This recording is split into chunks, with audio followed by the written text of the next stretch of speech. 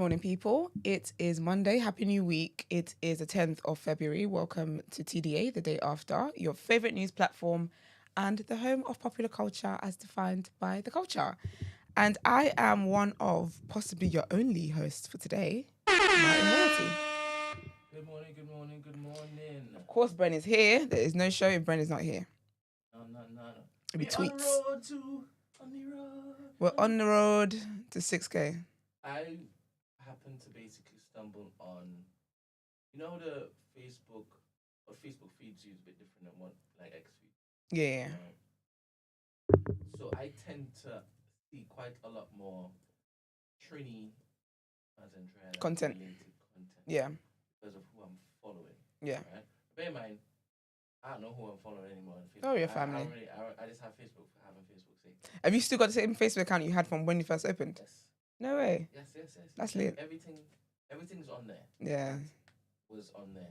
Back then. Okay, yeah. Yeah, so I'm still seeing updates from my friend, ex-friends. Like in school, right? Crazy. That's why I like Facebook, because I don't log onto Facebook often, but every once in a blue moon I do. Yes. I'm like, oh my gosh, And you see, there's Chloe H. Yeah, and they don't had a baby. I mean, I went to, no man. To be fair, actually, no.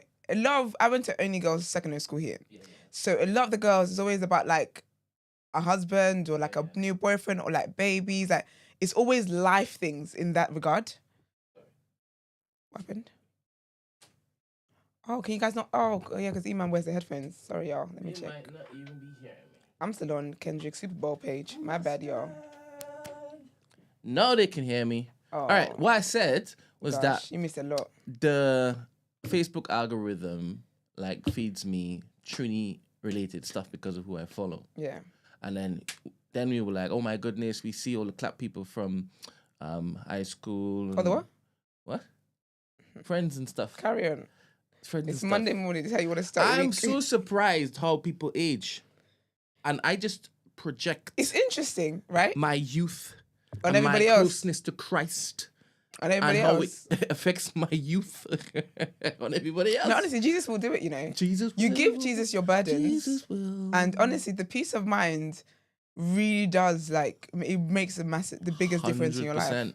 100%. It's like a spiritual waterfall. It is. You're glowing in all sorts. Yes. Inwards, outwards, everywhere. Yes. I now just need to be able to find a woman to basically, have benefit all of this youthfulness, isn't it? Do you know what I was thinking? What did I watch yesterday? Oh, there's a lady. I'm not looking for a woman. Sorry. I don't know why I said that.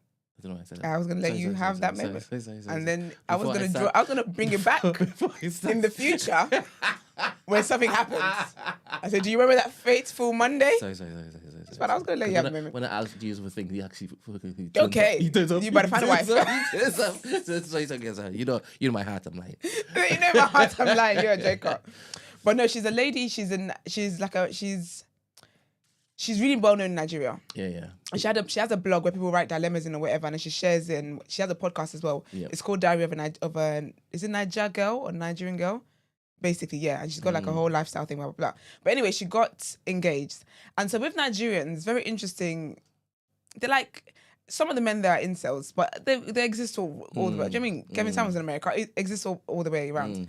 But it's like, remember when Oloni got engaged? Yeah. People are like, oh my gosh, you tell women to hate men. Da. So basically, that's what she has been dealing with. Oh, and it's like, oh my gosh, I thought you were a feminist. Oh my gosh. And it's like, you guys are so, like, do you not pay attention in school or whatever? But anyway, I watched the vlog of her proposal because I love stuff like that. And it was, when I tell you, it was so intentional, so lovely. Her fiance basically told her that, and her best friend told her that it was her best friend's boyfriend's birthday and they were invited. But the whole time they're planning her engagement. And it was so detailed. Like, he did a presentation as to why she should marry him. Because it was like, it's a proposal. So I'm going to let you know why you should make this commitment with me. And he just dotted every I, crossed every T. It was so thoughtful. And I just thought, outside of obviously choosing Jesus, the second biggest decision of your life is actually who you're with. But I don't think there's enough emphasis on that in the world, in society.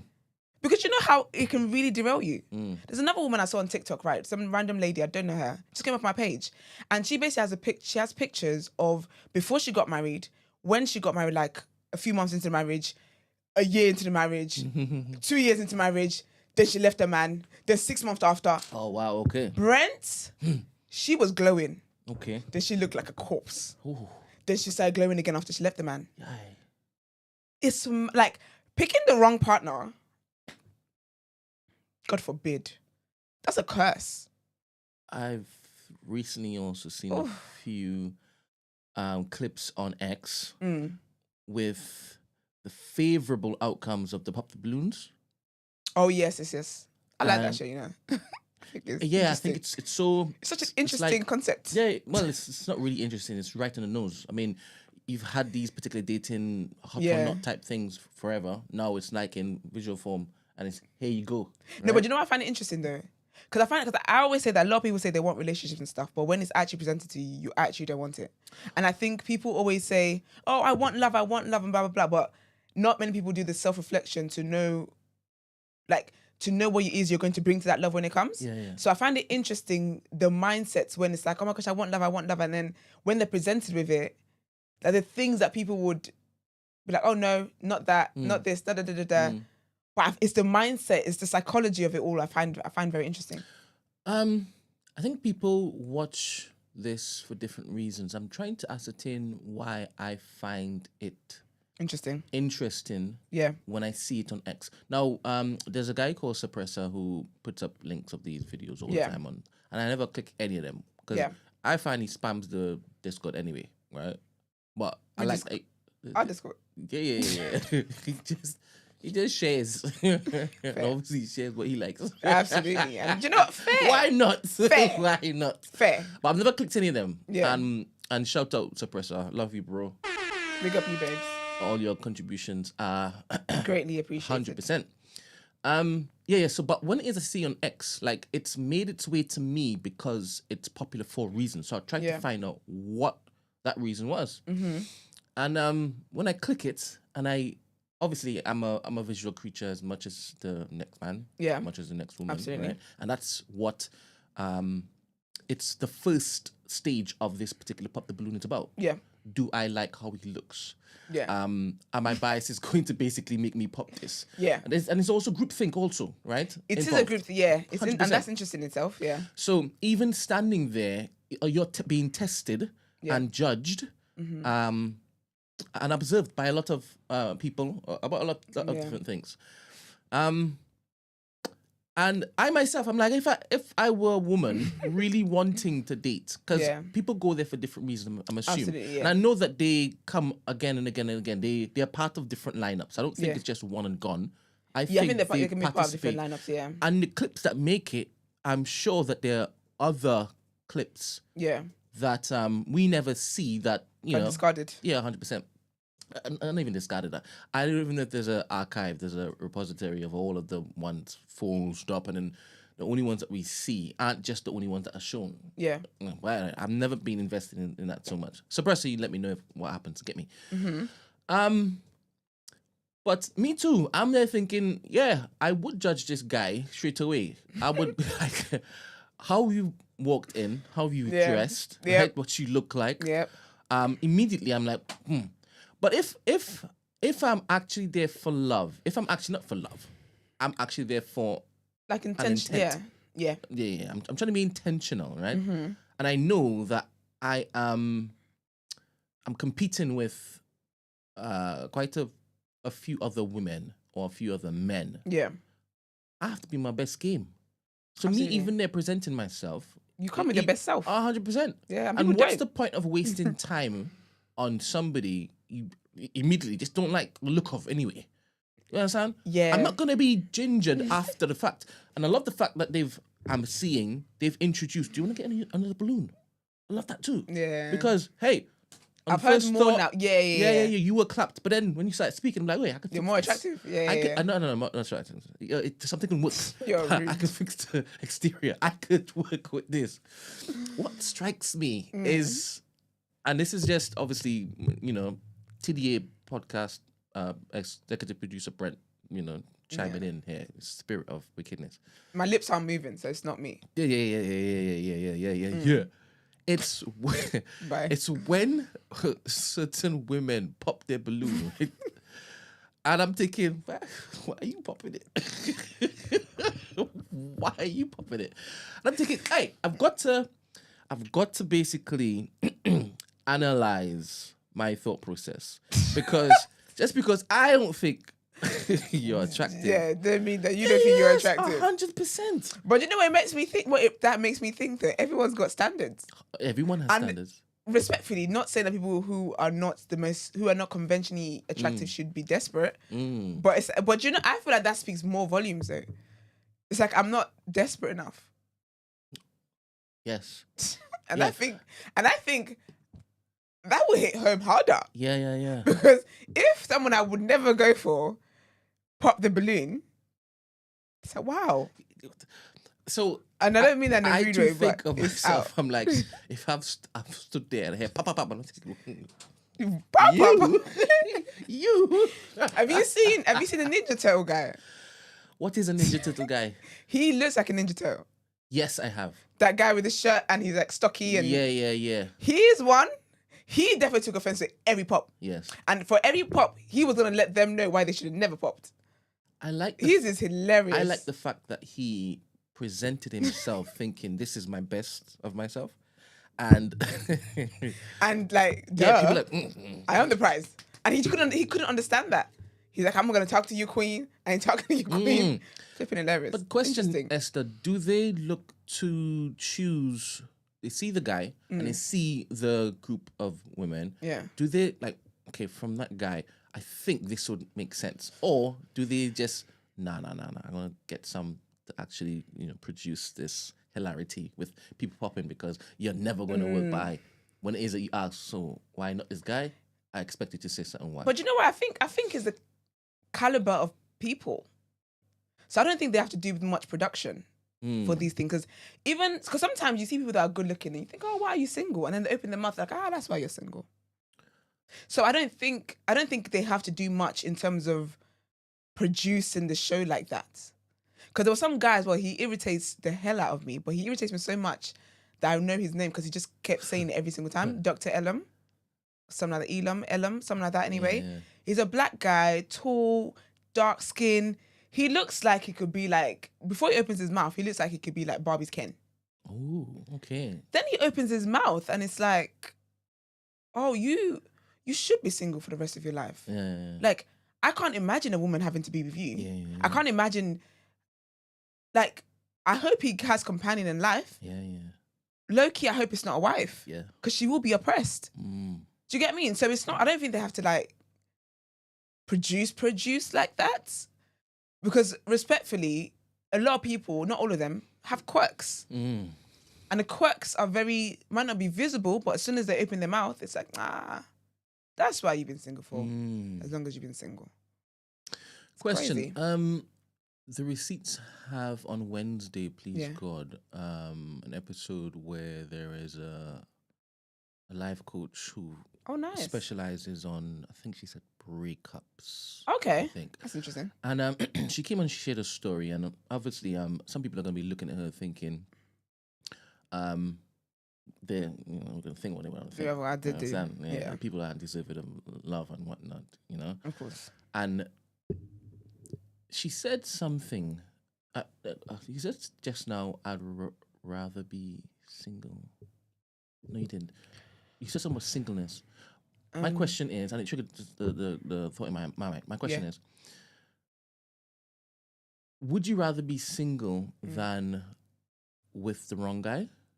That's how I've always lived. For life. That's how I've always lived. I've always said that. I've said that, and people say God forbid on my behalf, and I'm like, don't forbid it. I know what I'm talking about.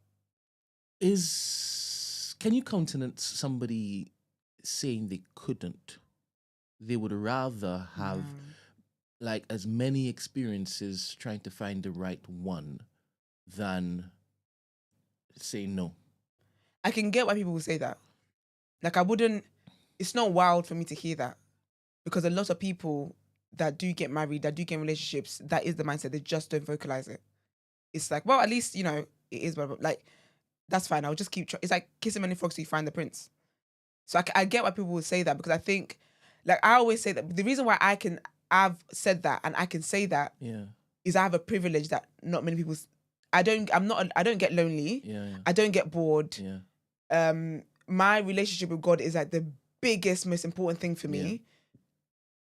And when I having that, I just live day to day. Like I don't feel sad. I don't feel depressed. I don't feel any of those things. You get me? And I just like that completes me. Yeah. So for me, the way I live is Jesus first, and everything else is an extra, is a blessing. Yeah. And as much as I love everything else, if I had to do without it to make sure that I don't lose Jesus, I will easily give it up. Yeah. So I know that mindset, I'm privileged in saying that because I know what it means to have a relationship with God.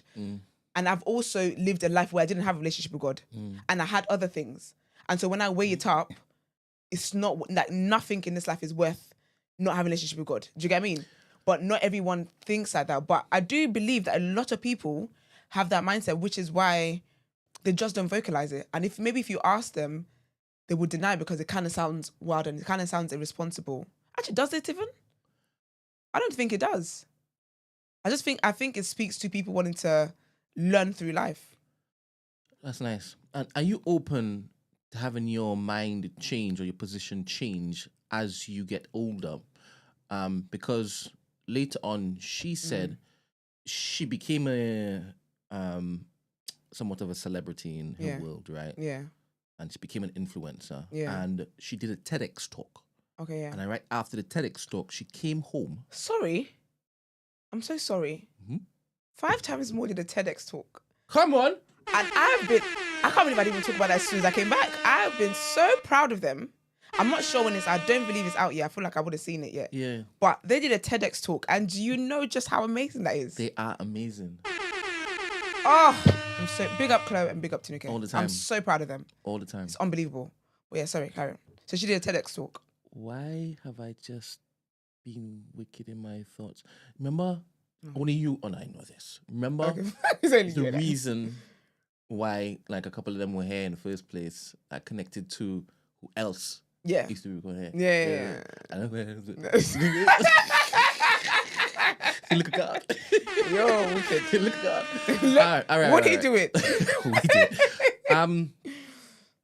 That's why you can't have an evil heart. You can't, because you can't stop God's glory on people. You can't. Whatever power you think you hold in your hand. Go away with your bitterness. Bro, whatever power you think you hold in your hand, it's nothing. You don't. It's nothing. It's nothing compared to what the Almighty holds in his hand for his children. Anyway. God damn it. So she did a TEDx talk. Yeah. And like, she was euphoric. She was on cloud 25. Amazing. 9, bro. Big up her though. And she got home and she's like, I want to be able to share this with somebody. Oh. So I don't need companionship, but I just want someone there now. Okay, yeah, I get you. Do you understand? So are you open to your position possibly changing? Not that you need it. I know, but it's like it's a want. Yes. And it's done in your parameters and as you would want it. You're not designed to basically just get with anybody. those particular things are still there. You're gonna sift. So red flag, she also said that she doesn't treat red flags as cutoffs. It's she says depending on how many they are. First of all, she sees it. Yeah. He's like, all right, bank that. No, right? girl. Let me see if it is it. You're meant to bank the ambers, not the reds. But she was saying that she allows people to basically make a mistake, and then upon addressing it, are you then going to change? Oh, that's healthy. What's your like, what do you do from here? Like? What's your self-development like? Right? Oh, I appreciate that though. Yeah, I like that because I always say that. How do people know that you don't like something unless they first do it? 100%. Like, you would never know I don't like something until you do it to me. Then I can let you know I don't like it, and then we can see what it's like moving forward from there. But I can never not tell you what a boundary is for me. Then you break it. Yeah. Then I'm like, oh, that was a boundary, but you never told me that was in your head. Yeah. So I get that. Next question. Yeah. Would you envisage any life coach recommending or advising, let's say it's a female life coach or a woman, right? Yeah. Other women to go through whole phases?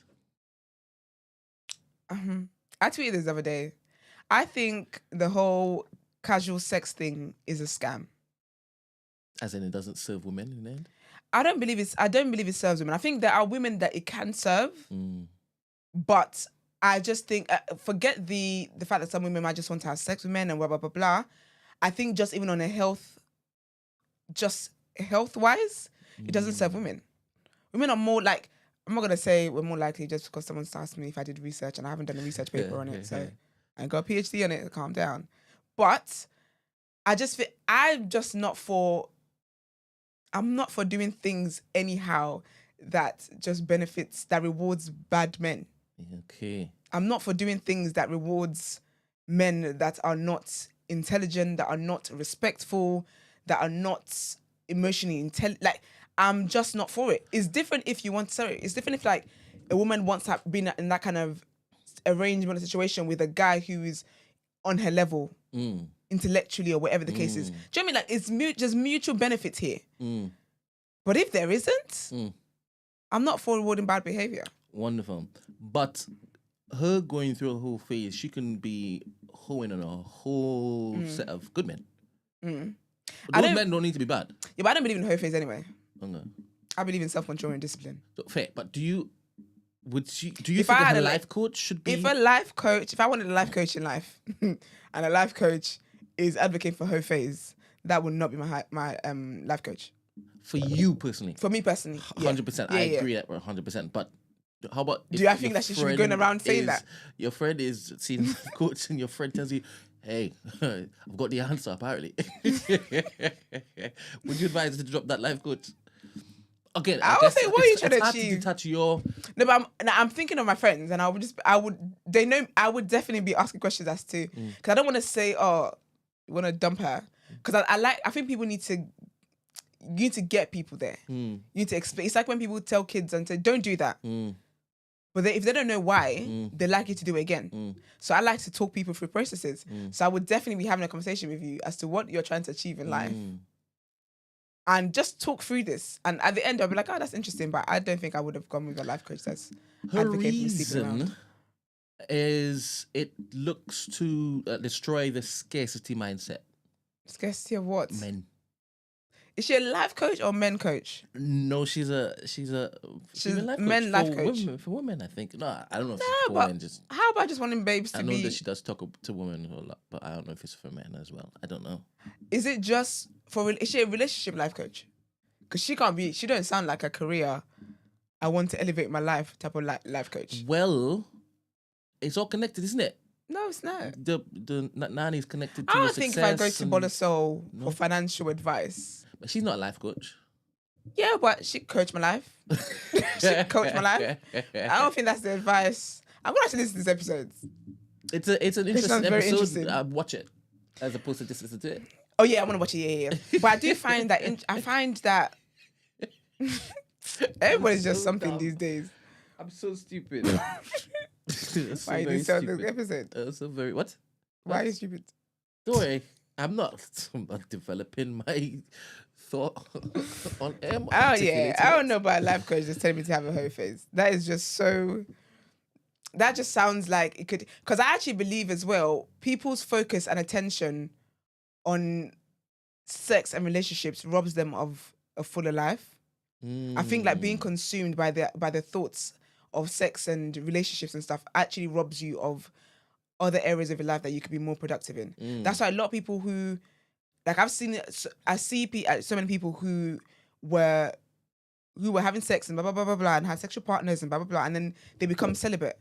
And when they tell you the difference in the quality of life they live when they're celibate is a big thing. The reason why God told us to keep it in our pants. I believe in that. God don't make no mistakes. And I guess in that you also have to believe them, right? Because a lot of people lie too. But as in the people that are saying that celibacy helped them? Yes. But you see the fruits though. You actually see. No, you could definitely see outwardly something, but inwardly, people can lie through their teeth, innit? Absolutely, but I don't think there's a reason to lie. I feel like if you've been living the way you've been living, no one asked you to be celibate. You chose to go on that journey yourself. So you could easily say, and especially because that's not the common idea. That's not the That's not a common practice to be celibate. Yeah. So really and truly, I feel like there's more clout in you coming forward and saying, this is crap, they've been lying to us, do whatever you want to do, than lying and saying, I've been so productive, this is how I feel at this, and do you get what I mean? Yeah, and you saying celibate and practicing celibacy, you're just talking about not having sex.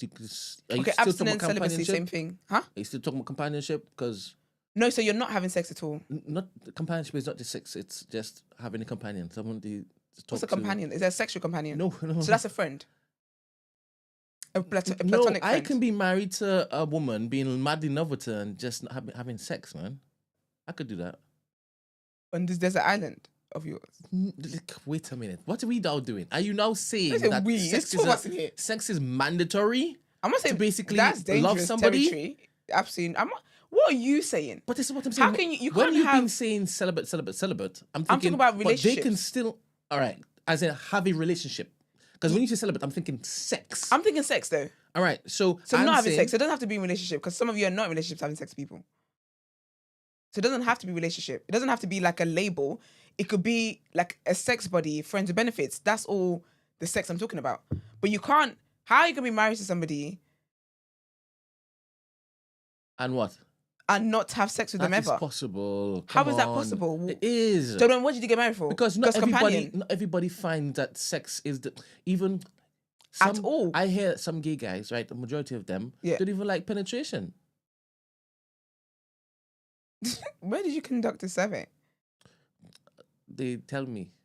I've great. Got you got a network. A group on Thursdays. I was going to say Tuesdays, but Tuesdays is not good for gay talk.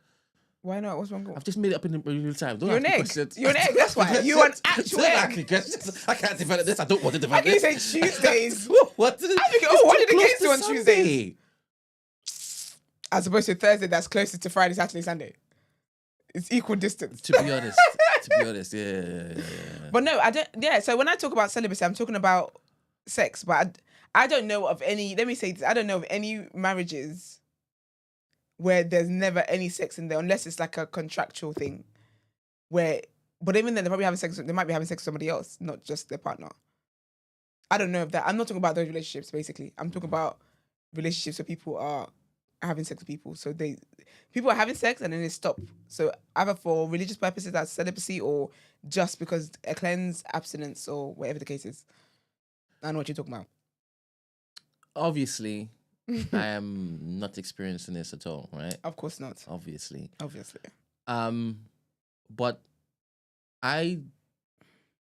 obviously sex is important. Once it is that. Oh, is it? I thought you were saying companionship. No, I'm starting here, so I'm easing before I say what to say. Go ahead. I don't anyway to think that any of my future hopefuls think that I'm interested in. You're even from your lips to God's ears. Keep playing with God. We're gonna be planning your wedding next. Oh, gosh. The second time you said I do believe that I can garner deeper intimacy with somebody absent having sex with them. Even after we have sex, or as many times we have sex, I can still feel a deeper closeness with them that doesn't involve sex. But I hear you, and I believe in that as well. But I believe in that in the relationship, getting to know you stage. When we get married, there will be sex in here. I'm not, again, this is, for me, it's so base. Sex is just a primal thing, and once you're finished, all right, cool, boom. And absolutely, boys. And what I'm even saying is that it's even greater when it is that you have that intimacy, actually have a relationship with them. Oh, I agree. And you respect them and you adore them. So what I'm saying is that component, these components, makes this even better. So it speaks to 100%. I agree with you. The lack of importance that this physical thing is. I agree with you. I 100% agree with you.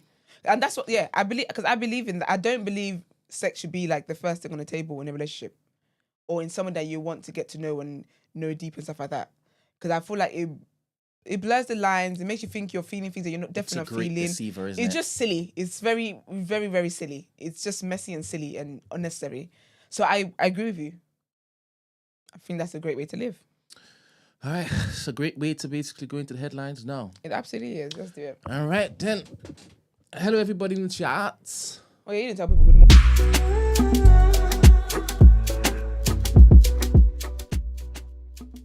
All right. First headline: a second Labour MP has apologised for comments. Did you see this? Absolutely disgusting. Absolutely disgusting. Sorry. So a second Labour MP has apologised for comments made in a WhatsApp chat after Andrew Gwynn was sacked as a minister over messages he sent to the same group. MP Gwynn was sacked as Health Minister on Saturday after the Mail on Sunday reported he sent a string of offensive and abusive messages in the WhatsApp group, which contained other Labour figures. Burnley MP Oliver Ryan said in a statement that the comments he made in the group were completely unacceptable and he regretted not speaking out at the time. That's convenient. I did not see every message, but I accept responsibility for not being more proactive in challenging what was said, Ryan said. I also made some comments myself, which I deeply regret and will not make today, and for that I wholeheartedly apologise. A government source told the PA news agency that the party's chief whip would speak to Ryan and no action is off the table. Just a reminder, I don't have exactly the words that this man said in the group chat, but what he said was, it was to do with a resident who was complaining about their bins or something like that. And he basically just said how, he got there without the person's vote. And he hopes that by the time he gets around to sorting it out anyway, the person will be dead. That's basically what he said. Disgusting. Second headline: the Home Office is launching a fresh wave of immigration raids for illegal working and boasting of record numbers of deportations as Labour attempts to counter the growing political threat from Reform UK. Ahead of the second reading of the new border security bill today, officials announced that both illegal working visits and arrests since Labour came to power had soared by about 38% compared with the previous 12 months. Yvette Cooper, the Home Secretary, is expected to join an early morning raid this week, targeting illegal working, while the government will broadcast footage of deportations, a number of them involving foreign criminals, from detention to removal centres and on to waiting planes. The immigration rules must be respected and enforced. For far too long, employers have been able to take on and exploit illegal migrants, and too many people have been able to arrive and work illegally with no enforcement action ever taken, she said. The government believes its record on migration could help retain Labour voters tempted by Nigel Farage's party. More than 16,400 failed asylum seekers, irregular immigrants and foreign criminals have been deported since the election, although more than half left the country voluntarily. Now, last headline in this section. President Donald Trump has said he would announce a 25% import tax on all steel and aluminium entering the US, a move that will have the biggest impact in Canada. Trump also said that there would be an announcement later in the week about reciprocal tariffs on all countries that tax imports from the US, but he did not specify which nations would be targeted or if there would be any exemptions.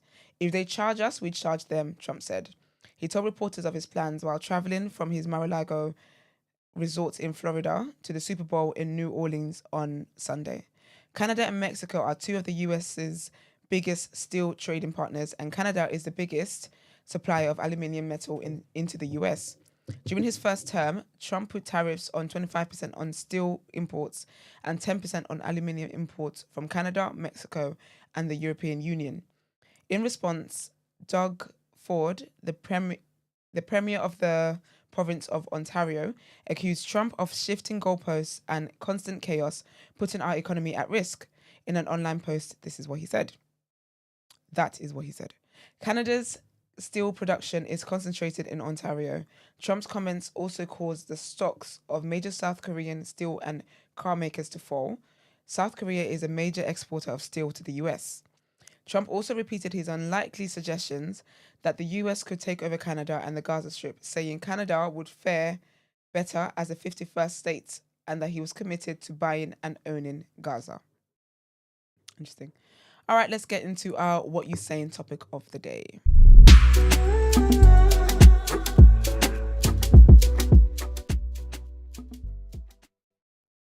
All right. The topic today is power, influence, and madness. How do we handle dangerous speech from the elite? So, first point on here. You all feel Trump is a dangerous madman. Oh, this is he, man.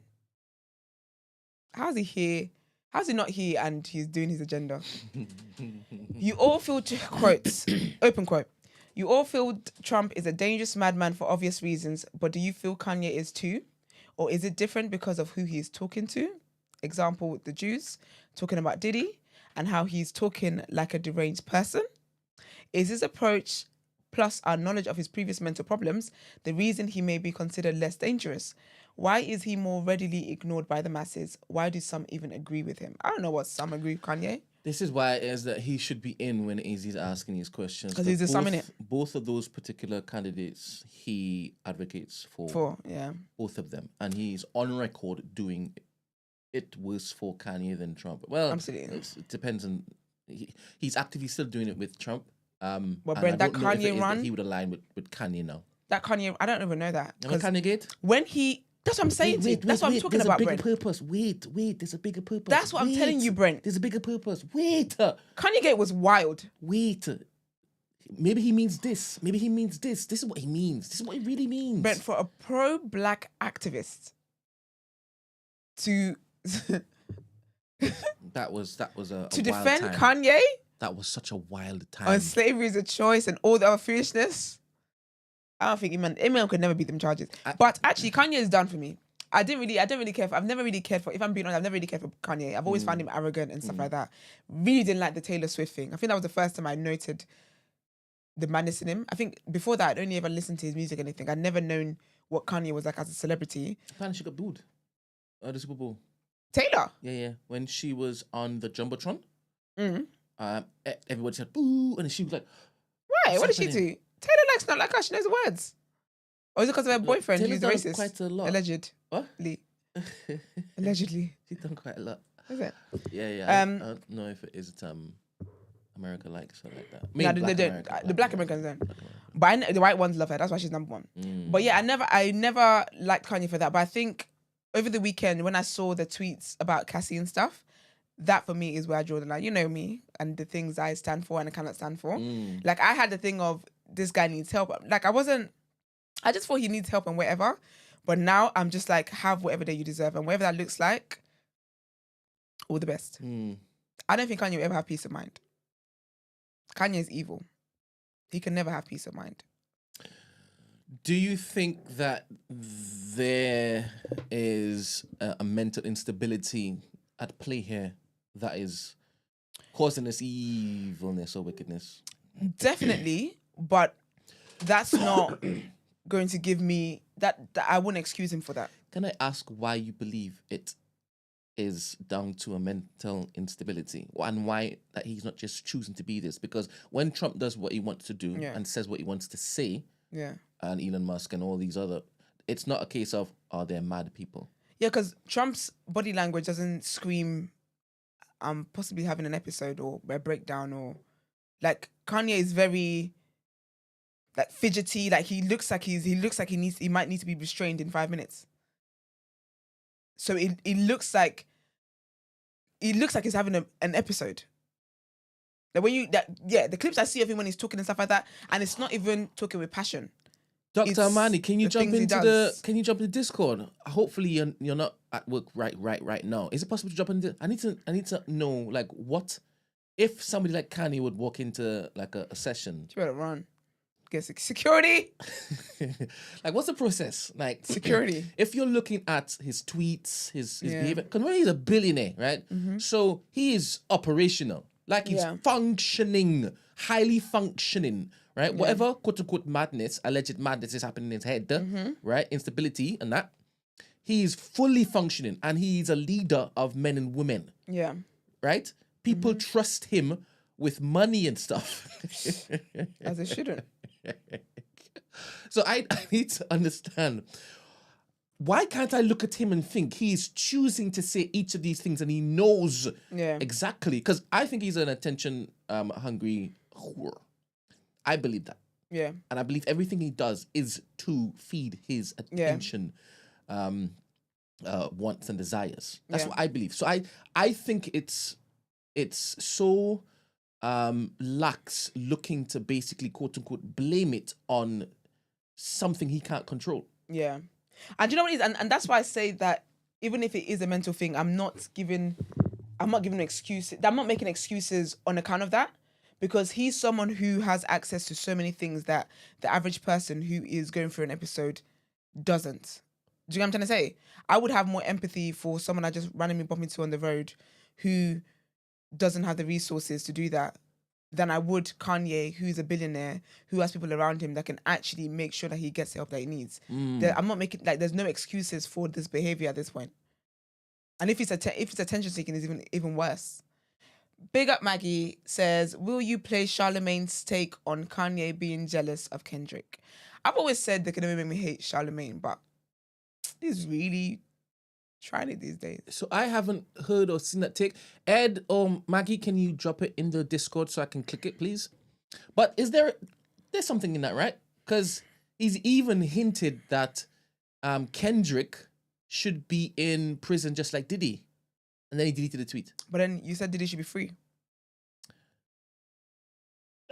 We're speaking to his incoherent ramblings. No, I'm speaking to him being an ass. I'm speaking to him just being dumb and foolish. Yeah. Like, he's literally, when they say foolishness, he's the poster boy for foolishness. Cool, fair. But I'm not seeing him saying Diddy should be free as something that is happening beyond his control. I think that he knows what he's doing and he should be silenced. I think he should be silenced. I always prefer people to show me who they are in it. But I think he's shown us. And from them showing, people should then make their decisions on what they want to do. Yeah, whether they're going to work with him or whatnot. But yeah, I love when it is people show themselves up. But I don't like when it's blamed on mental illness. Yeah. When I don't think it is. When you don't think it is, I get you. Yeah. Do you think he should be silenced then? I think he walks with a demon. What? He absolutely. It's a legion inside of him. It's a legion. I really do. The demons are like they've made their home within him. I believe that he welcomed them in. I believe. You know when he's made his home, like they have set up camp. The devil is using him in there. 100% devil. Crazy. 100%. But do you think that he should be silenced then? As in removed from X? Removed from every platform. I feel like people removed from X for less. But I do think it's coming because Elon's unfollowed him. And he even said he doesn't know how long he's going to be on here for. I don't think he'll be allowed on Trump's platform. So why I don't think he should be silenced is because I've seen equivalent tweets from people on this same platform. I mean, I've seen Elon Musk do this and then the world tell us that's not a Nazi salute. Do you know how mad that was? How do you gaslight people like that? And because Elon has said that this is a censorship-free platform, I don't think you should be allowed to do that. I think that people need to. Do you know what? I feel like Kanye's like I feel like he just needs to be ignored, and it's such a shame because we can't all agree to ignore him. Yes, starve him of the attention. When he comes on red carpets, they don't take any pictures. No more headlines on him. I feel like there needs to be like a full-on censorship. All the media, no blogs post him. Yeah. No shows talk about him. Yeah. All the like literally just let him be one human being in the world and just see that you're not everything. That's just attention seeking. Thank you very much, Maggie, for coming through with the link. Thank you, girl. Let's see what Charlemagne is saying. Shala. I love Charlemagne. Doing that because he's envious of Kendrick's moment. He wishes this was him because Kendrick is having a moment for being a prolific artist who took out his #1 op, Drake, right? That's what Kanye wishes that was him in this moment. So he's been doing all these antics for attention all week because he's trying to get people to do exactly what they are doing now, and that's talking about him. But Kanye, that is a sideshow compared to what Kendrick did on Sunday at the Grammys and what Kendrick is going to do this Sunday at the Super Bowl. And then what you did at the Grammys, you bought a raw chicken wing on the red carpet. I wonder if she's ever cold, yo. It's like, you don't ever be cold. She came in with a coat first, then she took it off. And this the cheapest the cheapest relationship. He ain't never got to spend no money on no clothes. I thought he never got none on. And you using the right word, just cheap. You know, all these antics are cheap. Meanwhile, you got people on that stage being rewarded for their art the way that you used to, Kanye. And Kendrick Lamar got rewarded 5 times for a diss record to your #1 op. You wish that was you. 4, 5 plus 5, 8. But you know the crazy thing about all that, you just said everything that he said. We just talked about Kanye for about 2-3 minutes. And nobody ever said that he released a record last night. That's what I'm saying. Trying to cleanse the air after you talk about Kanye. That ain't cleansing nothing. I didn't even. He released a record last night. Him and Kendrick is getting rewarded and praised all week for being a prolific artist. Who took out Kanye's #1 op. Kanye wishes that was him. All these antics are cheap to try to get attention, to try to step on Kendrick's moment for the week. We don't care, Kanye. Yeah.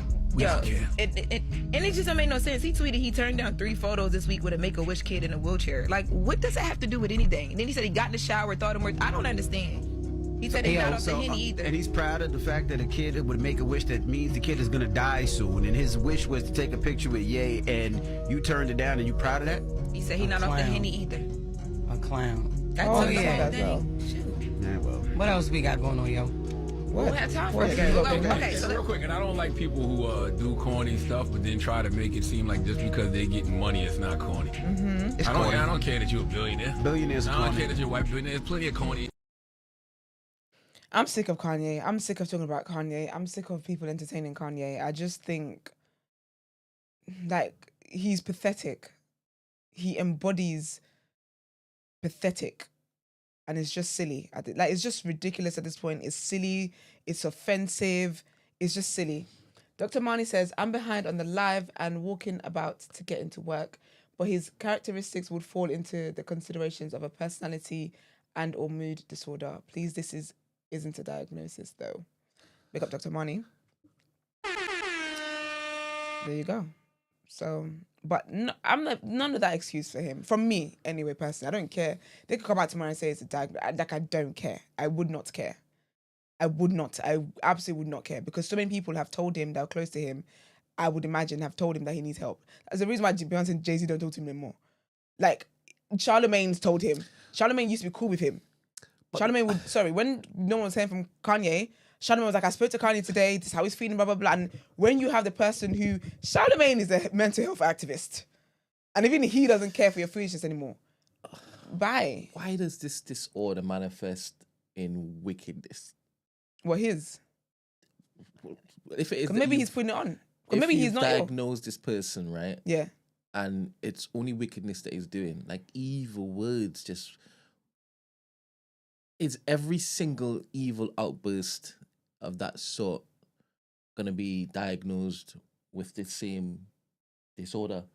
Like, these racists who be going shooting off, are they also personality disorder? They are sick, for sure. But you're really? saying why do these things never manifest to good? Huh? But why are you saying why do these things never manifest to good? I'm saying two things. I think. First thing I'm saying is, everybody who says the same thing, do they have the disorder? I don't think that's the case. I get you. Right? Because I do believe that certain racists can change. Yeah. And do they just because they've taken pills? Yeah. No. It's because they don't believe what they believe anymore. Mm-hmm. So they stop saying it. Yeah. I can't remember the second thing I was saying, but I think that's the main thing. I don't think you can just excuse what he's doing by saying it's a mental disorder. Just mental illness, yeah. I agree with you now. Oh, man. I agree with you. I think it's...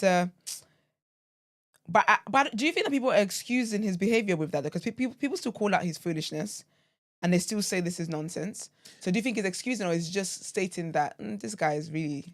I think it's me thinking that once a professional with letters comes and says it's this, you would have people telling you, nah, you have to be empathetic. Yeah. Because he's off his meds. Okay, I get you, yeah. Do you understand? I get you, yeah. So I guess you would see what he's doing and saying as less...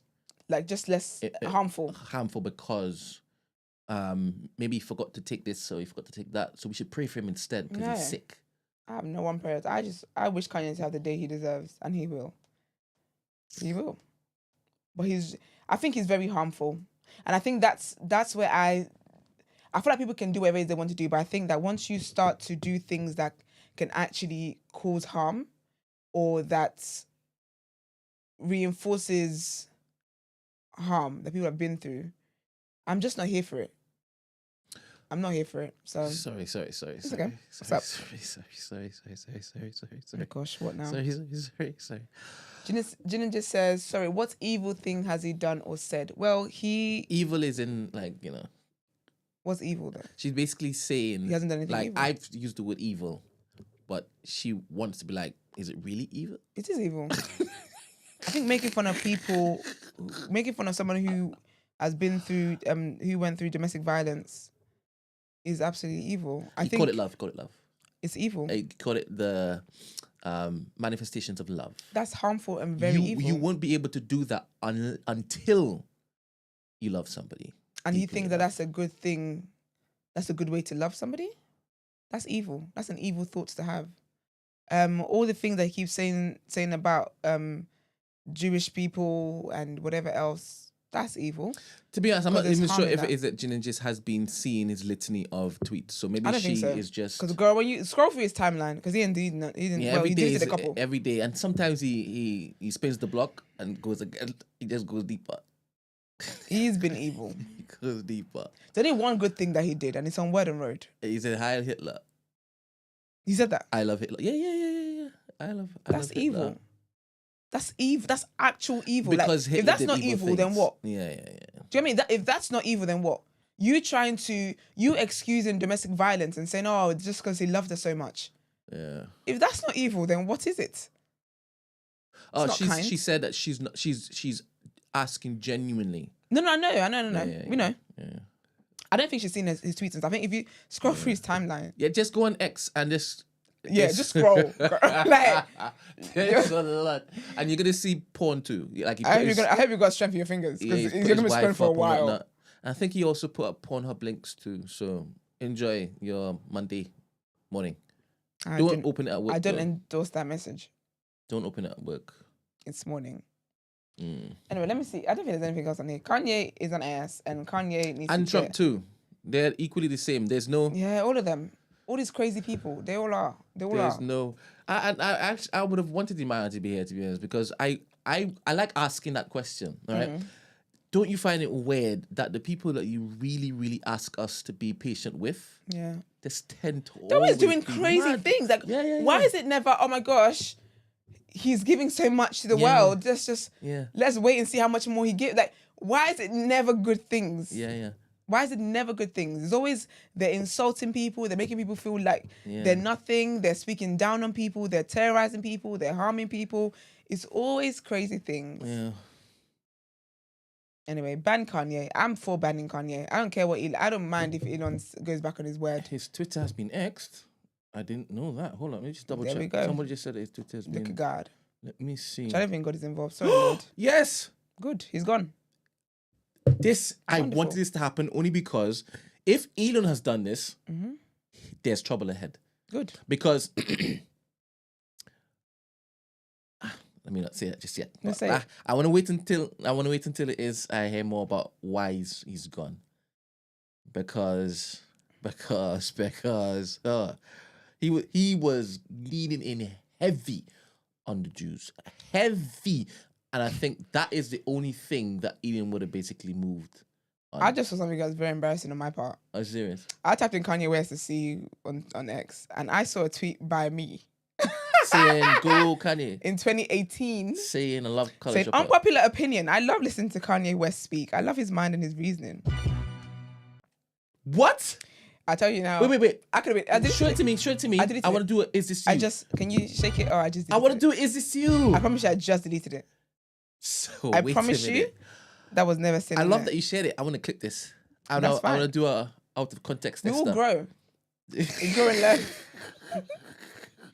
Who am I but a human being? 2018. On a journey to great. Like, what did he do in 2018? And the thing is, you've typed that because other people were saying the counter. They were saying otherwise. So I want to know what spirit moved you then. I don't tweet like that. Were you born again then?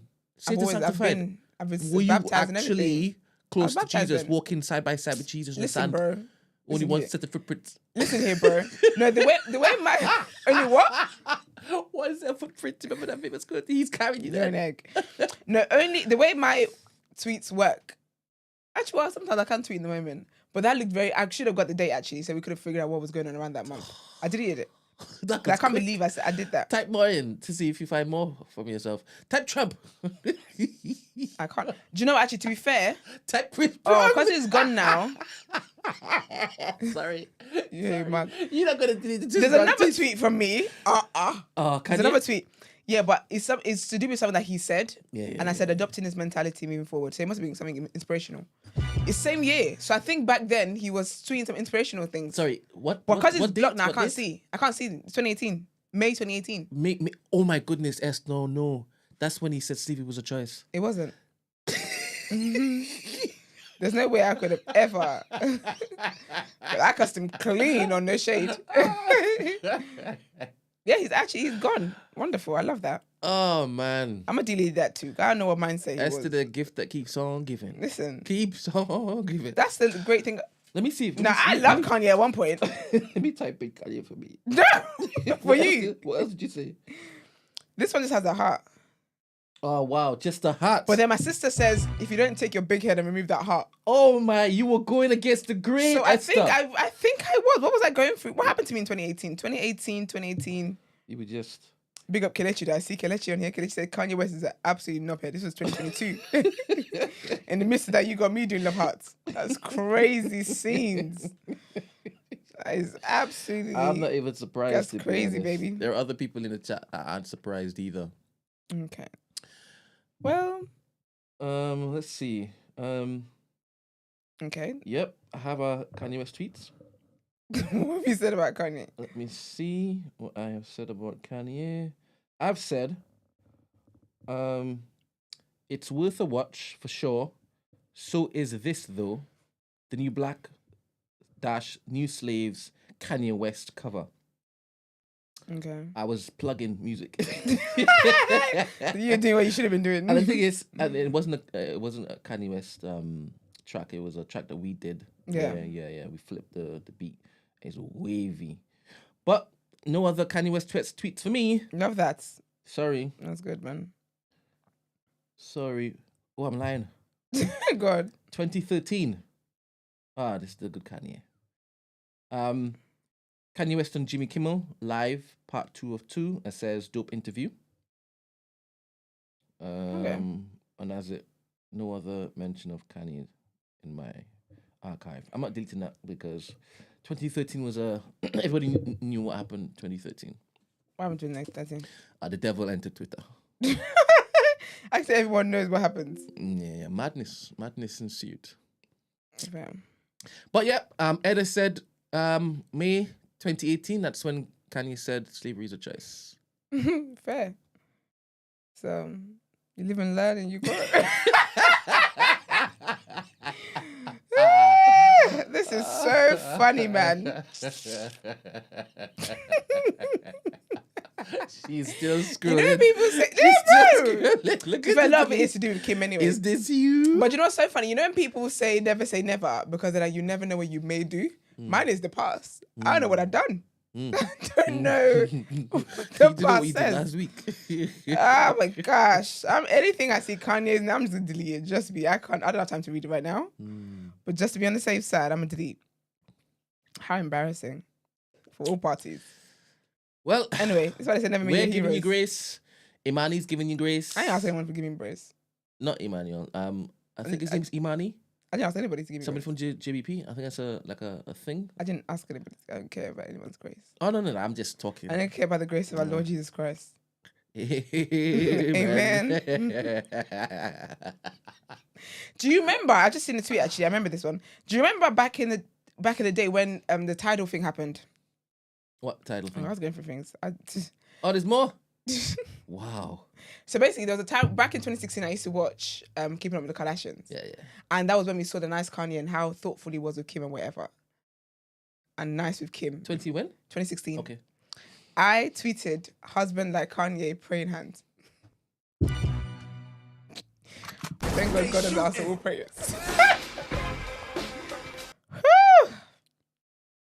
Thank God that God knows. Anyway, don't watch reality show, kids. Don't. This is so crazy. To be fair, actually, that same 2016, I said Kanye blasphemes so much, it literally sickens me. So fair. Balance. I'm not sure where I was because I'm seeing a mixture of things. I'm not actually sure what, like where I was. I think it was more of a day by day thing. Do you think, cheeky question, fair. Just take it as cheeky. Do you think that your thoughts today are as incoherent and contradictory on as back then? No. You don't think that you can basically pull up you think that in the last few months? In 2030, I'll go through it. Stark contrast in thought. It depends, actually. It depends on the situation. Yeah. On who we're talking about. But for the most part, no. I wouldn't say so. Yeah, okay. No, I think I'm very, very... I'm different to how I was. Like, I grow daily anyway, but... Yeah. I wouldn't say so. But I guess it would depend on the topic and the subject at hand. Because I think a few months ago, I wasn't promoting the whole face, but I don't think I'd actually said that I think it's a scam. I've always thought it was a scam, but I never vocalized it. So you're telling me I didn't want the incels ago, to jump on my tweet and think, oh, yay. You're saying a few months ago, you would come and sit on your throne, right? And basically challenge anybody who would have posited that it was a scam. I never would have challenged them because I believed it too. But you would have kept... No, it's me. I would have said something. You would have said something? I would have said, I'm sure I've already done it on the show. I definitely have. All right. So... All right, then. Thank you very much for this fantastic topic of the day, Manuel. I mean, it was for you. It was definitely for you. And I do believe that we will be back here again when Trump does something else, and we're still having you tell us, one, you're hearing me wrong. I've never said I support Trump or advocate for Trump or promote his deals. Yeah. But you will turn around and be like, what is the Dems doing? What are the Dems doing? What are they doing? All right. Next headlines. Please.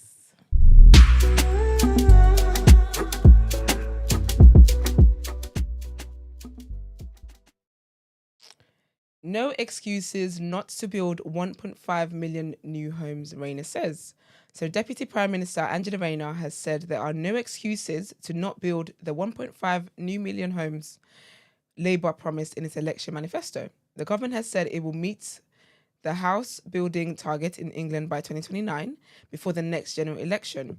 BBC analysis shows the number of new homes in England continued to fall during the first 6 months Labour was in power. Speaking to the BBC Sunday with Laura Quisberg, apologies, Laura, Rayner said Labour knew hitting the target was going to be really difficult, given house building trends before it entered the government, but said she was determined to meet it. Gillian Keegan, a former Conservative MP and Education Secretary, told the programme the pace of house building was too slow. She said the Conservatives had also promised to build more than 1.5 million new homes in its 2024 election manifesto, adding that the party had made a lot of progress when in government, but the reality is it's still too slow. Our next headline: police want changes to the law giving them a license to kill. Leading rights groups have warned...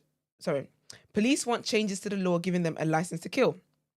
Leading right groups have warned as the government prepares to give officers new protections from prosecution. A government-ordered review into police accountability is expected to report within weeks. It follows fears of a walkout by angry armed officers in London after a police marksman, Martin Blake, was tried for murder over the shooting of Chris Cabba. Blake was acquitted in October by a jury in 3 hours. Police say they want the system to be fairer and protect officers who use force as part of their duties. Rights groups believe the system holding police to account is already too weak, and diluting it would undermine public trust. In a letter seen by The Guardian, groups including Inquest, the Centre for Women's Justice, Liberty and Black Lives Matter warned the Home Secretary Yvette Cooper against weakening police accountability. This review is less a knee-jerk reaction, but rather a dangerous and calculated attempt to use a high-profile case to push for less scrutiny and accountability of police actions, they said. The number of cases where police officers are prosecuted for a death is vanishingly small. Since 1990, there has only been one successful prosecution of an officer for manslaughter and none for murder. 2023 to 2024 saw a 10% increase in police use of force and the highest figure of police-related deaths for nearly a decade. Later this year, new laws will be introduced giving anonymity to firearms officers who shoot someone unless they are convicted. The government believes it faces a balancing act of ensuring officers have the confidence to use their powers while also reassuring the public that police are not above the law. And our last headline in this segment. Israeli troops have withdrawn from the Netzarim corridor, a military zone cutting off the north of the Gaza Strip from the south. Hundreds of Palestinians in cars and on carts laden with mattresses and other goods began returning to northern Gaza following the pullout, often to scenes of utter destruction. The Israeli withdrawal is in line with the Israel-Hamas ceasefire agreement of 19th of January, under which 16 Israeli hostages and 566 Palestinian prisoners have so far been freed. By the end of the first stage of the ceasefire in 3 weeks' time, 33 hostages and 1,900 prisoners are expected to have been freed. Israel says 8 of the 33 are dead. At least 48,189 Palestinians have been killed in Israel's offensive, according to Gaza's Hamas-run health ministry. About 2/3 of Gaza's buildings have been damaged or destroyed by Israel's attacks, the UN says. On Sunday, crowds of Palestinians were seen traversing the Netzarim corridor, mostly moving north to see what had happened to the abandoned homes. The Israel Defense Forces, IDF, have not officially commented on Sunday's withdrawal from the eastern part of the corridor, which will leave it in control of Gaza's borders, but not the road that had cut it in half. The Haaretz newspaper says the Hamas-run Gaza Interior Ministry has been urging people to exercise caution and adhere to the existing movement guidelines for their safety. And it's time to pay some bills. Let's get into Word on Road.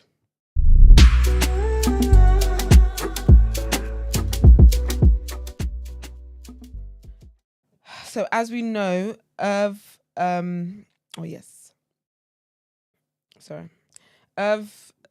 passed away last year. He was known for, murdering? It was murdering, wasn't it? Passed away last year? Last week. Okay. Got there in the end.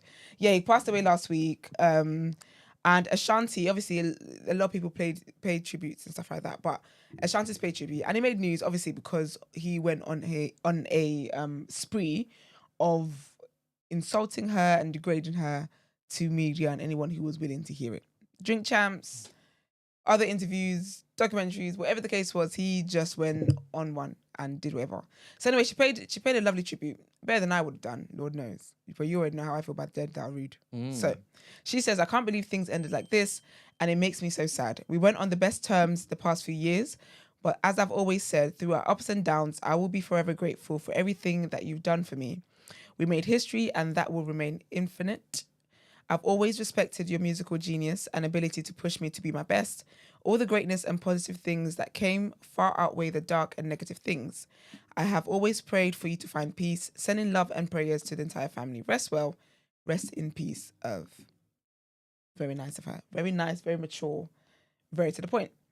So if anyone watches Love and Hip Hop or watched Love and Hip Hop back in the day, I'm not sure if she's still on here. I stopped watching it a while ago, but I did like a character when I watched Love and Hip Hop back in the day. Miss Nikki Baby.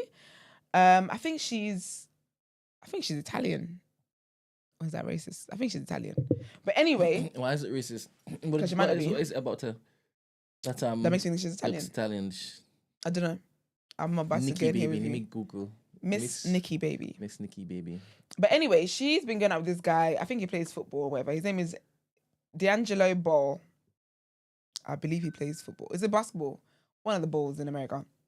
But anyway, they've got like a kid together. They've got 2 children together. She just had another child with him 2 months ago. Anyway, his new girlfriend came online and whatever and just starting to bash him. And you know what it is? You know, my thing with women.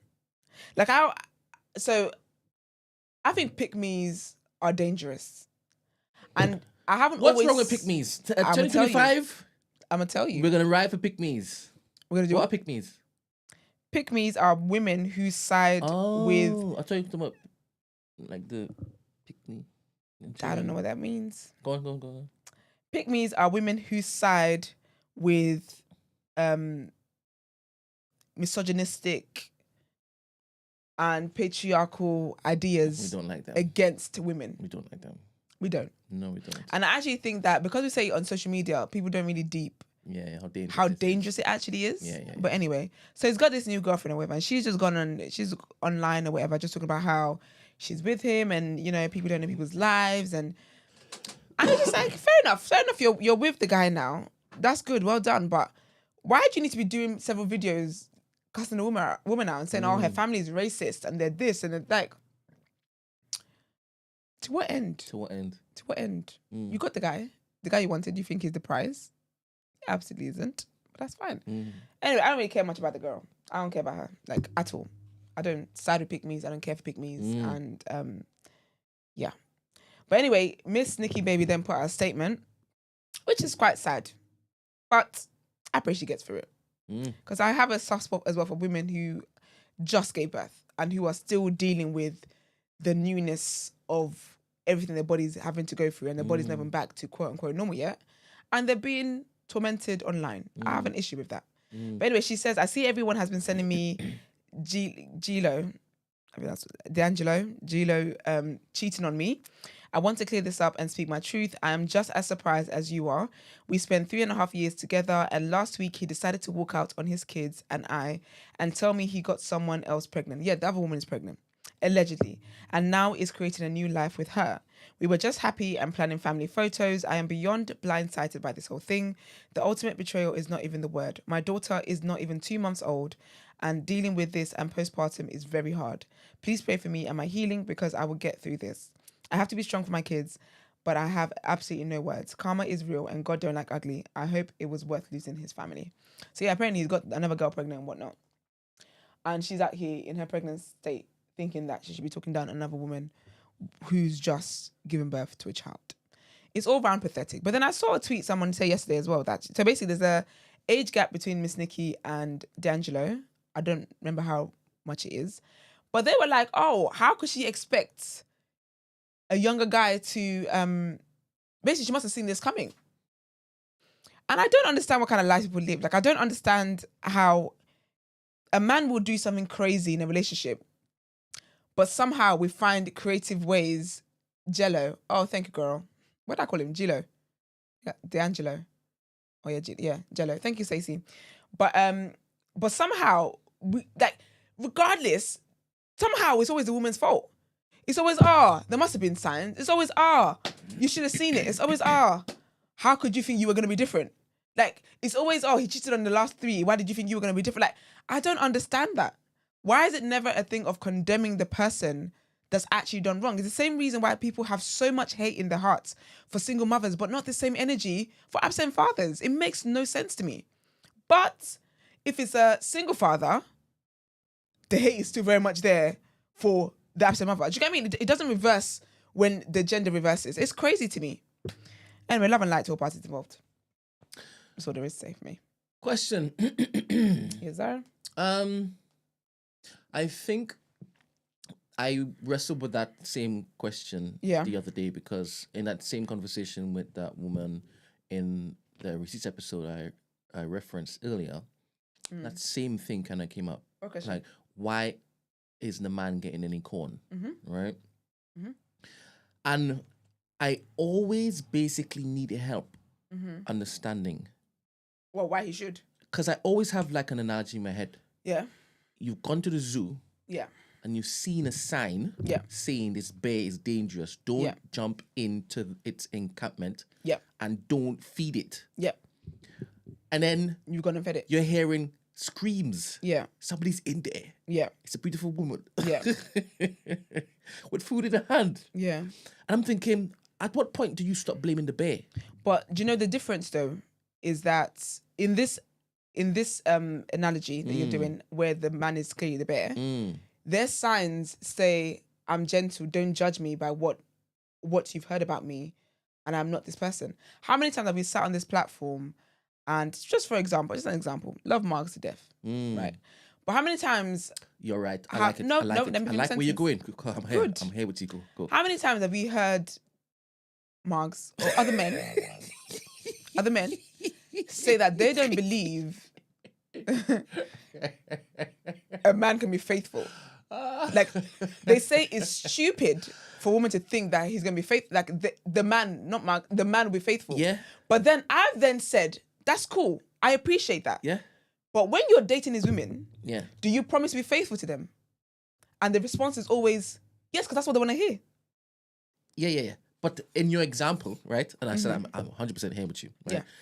In your example, Margs is shouting all over the gaff other places. No, but anybody Margs is the wrong person to use. That's that. why I'm laughing because you use somebody else. No. But when I say Margs, I don't mean Margs the individual. An archetype. I mean, yes, all right. those type of men. So if I meet a man that I know nothing about, because that's how life all works. You're hearing are lies. No, but what are you supposed to do? But it's not a thing of all I'm hearing is lies. Because it's different if I know they're lies. Yes. If I meet somebody, the way relationships work in this life, friendships, whatever it is, you build and you get to know a person. If you are looking me in my face and telling me X, and this is why I very, very years and years ago, I stopped blaming myself for things that go wrong in relationships and stuff like that. Because it doesn't make sense for me to blame myself for not knowing what I wasn't told. There are men who are honest and let women know that, you know what, I can't be faithful. I've never been faithful a day in my life and I have no plans to be. And I respect those kind of men.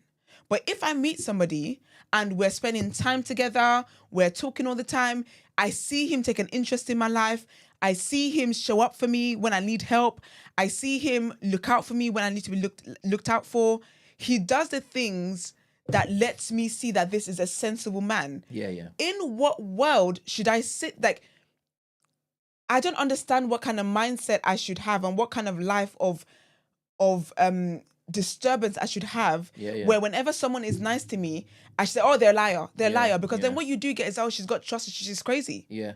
Fair. But most examples, or the majority of examples that I have lived through, it's a bit obvious who the type of guy that she was attracted to will be, and she still goes there. Yeah, but I don't believe that. So then do you believe then that, for example, people that toxic men don't ever deserve love? Yeah, they do, but how is that?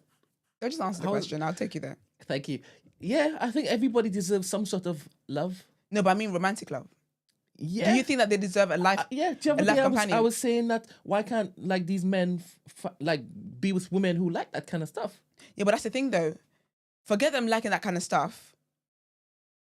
Do you believe that they just deserve life? They believe they deserve life. I think everybody should experience love in their life, man. So then the person that's coming into their life, transformative. So if we never, great, well done, fantastic. So how are they ever going to get that if every woman they come to meet should never trust them? How will they ever find that? Is it possible for people to change? If you tell me that I've changed, this is what I used to be, and they do the whole I'm being honest thing. If you tell me that this is how you used to be, hold on. Okay. Yeah, cool. Oh, I'm talking for a while. Actually, I've got the rest of word and road. That's fine. So if you tell me that this is how you're meant to be, you're going to know it. Brent is exiting for a second. I'm going to talk to the rest of y'all. But if a guy tells you that this is how he's meant to be and this is how he is, I don't think it's crazy for the woman to not believe that. If you show me this is who you are, if you show me this is who you are, I don't understand how it's crazy, how it's on the woman to not believe that. Anyway, there's that. Let me carry on the rest of word and word while Brent is away. What else? Okay, I found this interesting actually with the whole Kanye rant. I think this is the only thing I rate about him, from his entire rants and whatever. And Brent would have liked this actually, so I'll bring this up again when Brent comes back. But basically, in Kanye's tweets and stuff, he was talking about how the celebrity coin scam thing the celebrity coin thing is a scam, and I think it's all to do with crypto and stuff. So he tweeted saying, I was proposed $2 million to scam my community. Those left of it, I said no and stopped working with their person who proposed it. And then he showed a thing. He showed the contract, right? It was an X promotional contract. So it was for them to post on X or whatever. And it says you get $750,000 paid upfront to you. And then you get $1.25 million paid to you after 16 hours after your post on X. And then it says that your post must stay for 8 hours. And basically what they're paying for is the promotion of a fake Kanye currency. And then it says that after the 8 hours, the celebrity, obviously in this case Kanye, but whoever did it, there's other people that did it, but they must then post, my account was hacked, the post was not me. So obviously by that point, they would have had all their fans or whoever else it reached, investing in the coins, buying the coins, whatever they're doing with the coins. And then it says in the message that in the contract that Kanye showed online, it says the company asking you to do this will be scamming the public out of tens of millions of dollars. I don't know who's adding that part into a contract, but I just found that very interesting. I find it very interesting. I think when I think about like fans and celebrities and all that stuff, I feel like for a lot of the times, celebrities do take advantage of their followers and their listeners and stuff like that. And so this really just proved it. But anyways, obviously there were some names flying about of people that done run this scam in the past. And allegedly, Doja Cat did this. Allegedly, Coi Leray did it. And allegedly, Cardi did it. But then people were like, with Cardi, she did tell you that if she ever posed that she was hacked, she wasn't. It's a lie. But I don't know, I find it very crazy. But I wonder if there's going to be any kind of lawsuits, anything like that comes through that. If it can be proven that that was actually what happened. But apparently there were some celebrities, who had done this scam a few times. So that's sad. You'll stop investing in things. Offset, I'm not sure if this picture is real or not. I tried to find it elsewhere, but Offset, Cardi's got a new song with Party, which is interesting because Party is basically Megan Thee Stallion's ex, who they did a diss track about each other. And Cardi, when she announced the song, she was called a snake. It was said of her that she's not a girl's girl and all that stuff anyway. And then she did go on, was it Spaces? I think it was Spaces. She's always on Spaces. I think it was Spaces. And she said how basically she knew Party before she knew Megan, and she's not being a snake by doing that. And she doesn't get involved in people's relationships if she knows both parties, basically.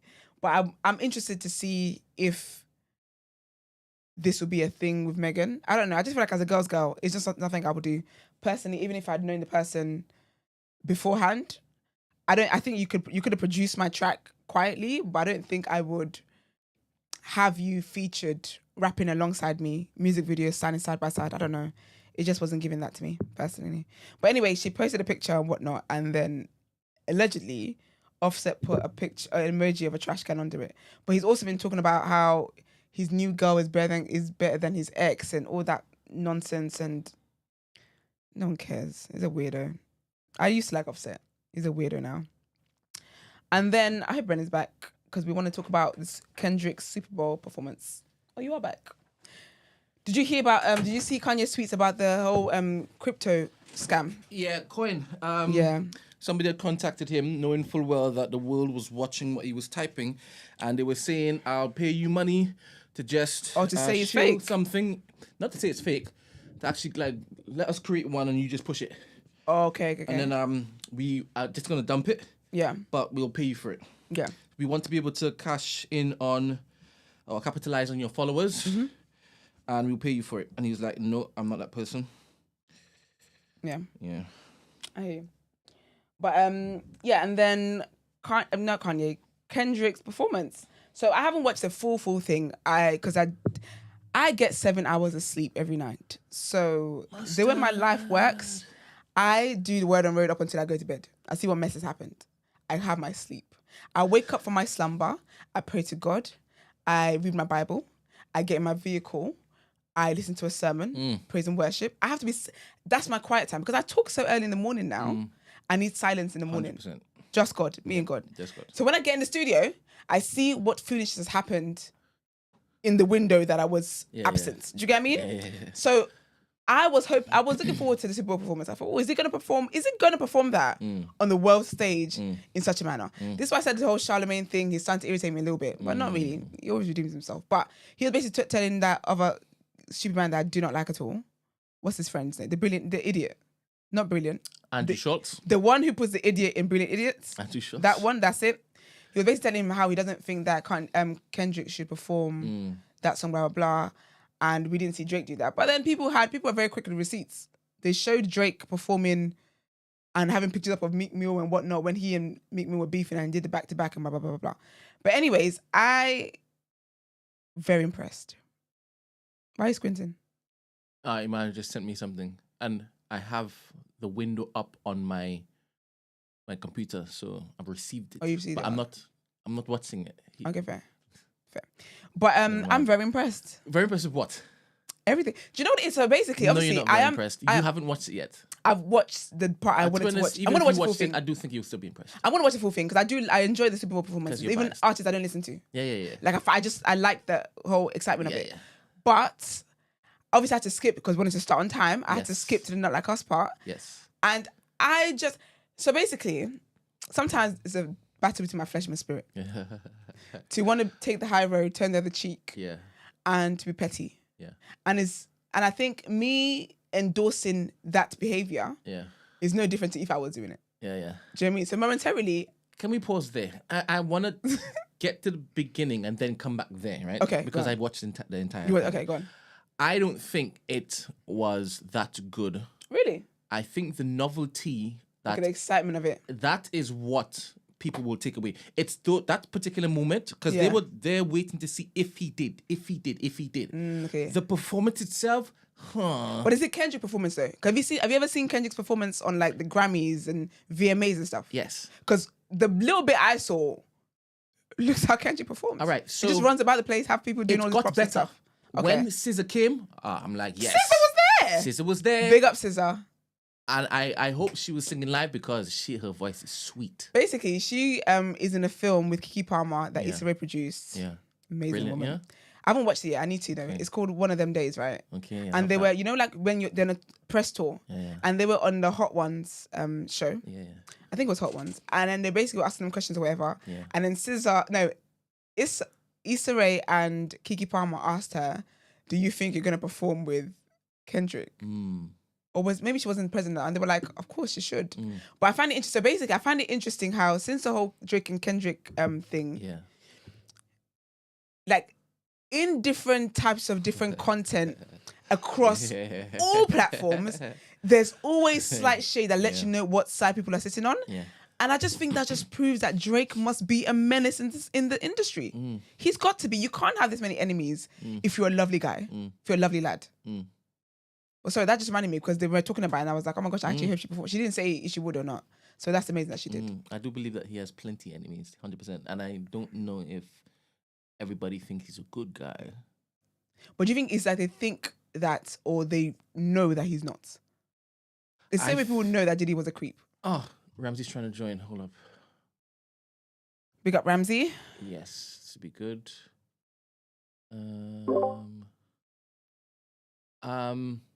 Assalamu alaikum.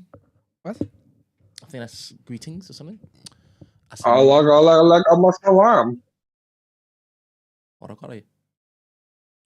What did you say? What's up? Alaikum salam. What's going on? Oh, alaikum salam. Blessed and highly favored. How are you? How was your weekend? And what are your thoughts on the performance? Yeah, weekend was busy celebrating my son's birthday. Had a big birthday party. Really big nice. up little Ramsey. I even love his name. What's his name again? Can you say his name? Don't say his name. No, I'm not saying that online. What are you talking about? No. Sorry. My apologies. Isn't it like a royal type of name? Like it gives royal vibes. Oh, I like that. Yeah. But like that's how I don't know. That's the first time I heard that. Huh? I thought that's the first time I heard that. But yeah, it has like a very, very nice deep meaning. Yeah. Yeah, we've had it picked since. Yeah, like when you say, go on. We had it picked since we were young. Since we were 17, 18. Oh, all right. Nice. So we knew we were gonna have a boy. Yep. All right. But yeah, all good. Yeah. So overall, you know what? Because I tried to join in Discord, Brent, I didn't hear what you said. You said from the start, and then when I tried to join in, it was silent. No. In regard to the performance. Oh, I thought it started poor. I think it got better when the tracks he should have basically used, they had more energy, it was more choreography, and then SZA came. I'm like, ooh, this is it sounds nice now. It's more appealing to the mass audience. I could hear his words a bit more. Yeah. And then I like when each time, is it Samuel L. Jackson came on? Yes. Big up yeah. I love that. So it gave me, all right, cool. This is an educational piece, but is this supposed to be what you're giving the world?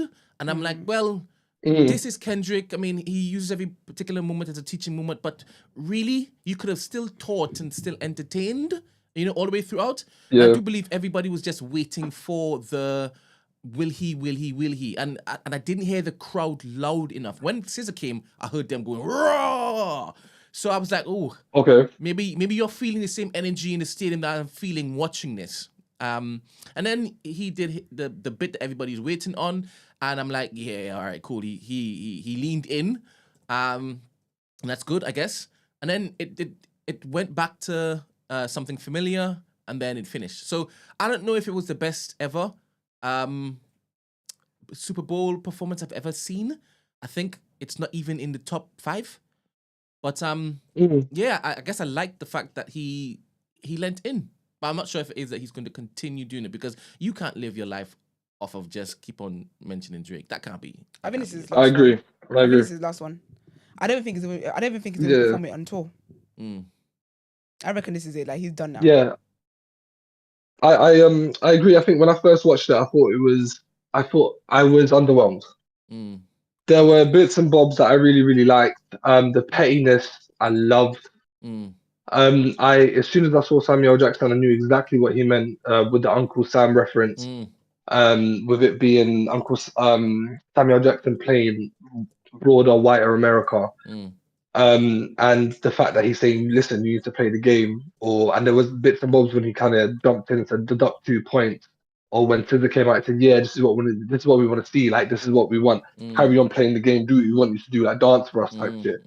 But then when I started to deep who the dancers were, because it was the same dancers and not like I got a video from Compton, who's a part of that. I'm sure I'm gonna murder this, so Faith is gonna kill me.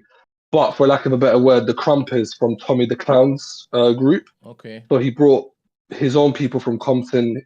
A lot of the stage design was referenced from his previous videos from PG Lang. The notable parts for me was him actually saying, "Hey Drake, I hear you like him young," while smiling was mad petty. Yeah. But I'll go into what I didn't like, which was I wanted him to lean into more of his legacy, where he started stuff from Good Kid, Mad City, to Pimp a Butterfly. Yeah. That's what I wanted him to do, and a part of me was left annoyed because I was like, you lent in too much, or maybe a little bit more than I wanted on the beat. Once he had the Grammy. So I've got the set list. So it was Squabble. It was Tiramisu. On point. It was Tiramisu, which is the unreleased track that he teased when GNX first came out. Then it was Squabble Up, Humble, DNA, Euphoria, Man at the Garden, Peekaboo, Luther with SZA, All the Stars with SZA, and then Not Like Us, and then TV Off. Now, I didn't like that. I didn't like the fact he done Humble and DNA. They're not my favorite tracks. I think Damn is Kendrick's worst album, in my opinion. But the optics, bear in mind, of Trump's America with when he performed Man at the Garden, of all of those black men with the grills and them just chilling and Kendrick just rapping a cappella with almost like them doing like a humming thing in the back was thick. It was crazy. And you could hear all of like the MAGA people getting angry. And as soon as I finished the performance and I Googled worst Super Bowl performance, I saw Daily Mail, GB News, fucking Telegraph, all of these like right wing newspapers blasting the performance. And obviously that's what I expect, and I think that's what he wanted. Because at the end he said, listen, this is more than just me. This is what he referenced the 40 acres and the mule. He said this is culture, this is us. Then he went into Not Like Us, which obviously Uncle Sam was trying to tell him not to do. The overall, obviously I'm going very brief into it. But I'm actually about to film a reel for it now. It means a lot. I think it means a lot for him, and it means a lot for Compton, DJ Mustard. It was good. But if I'm talking just as a Kendrick fan, I was underwhelmed. It wasn't a performance for people that didn't like hip hop. Yeah. I don't know if it translated poorly on screen, but it was wavy in the stadium. I don't know, but it definitely looked wavy in the stadium. Do you think so? What is it that makes it underwhelming? I think outside of the track list, because I think I would have expected. I don't listen to Kendrick like that, but I would definitely expect.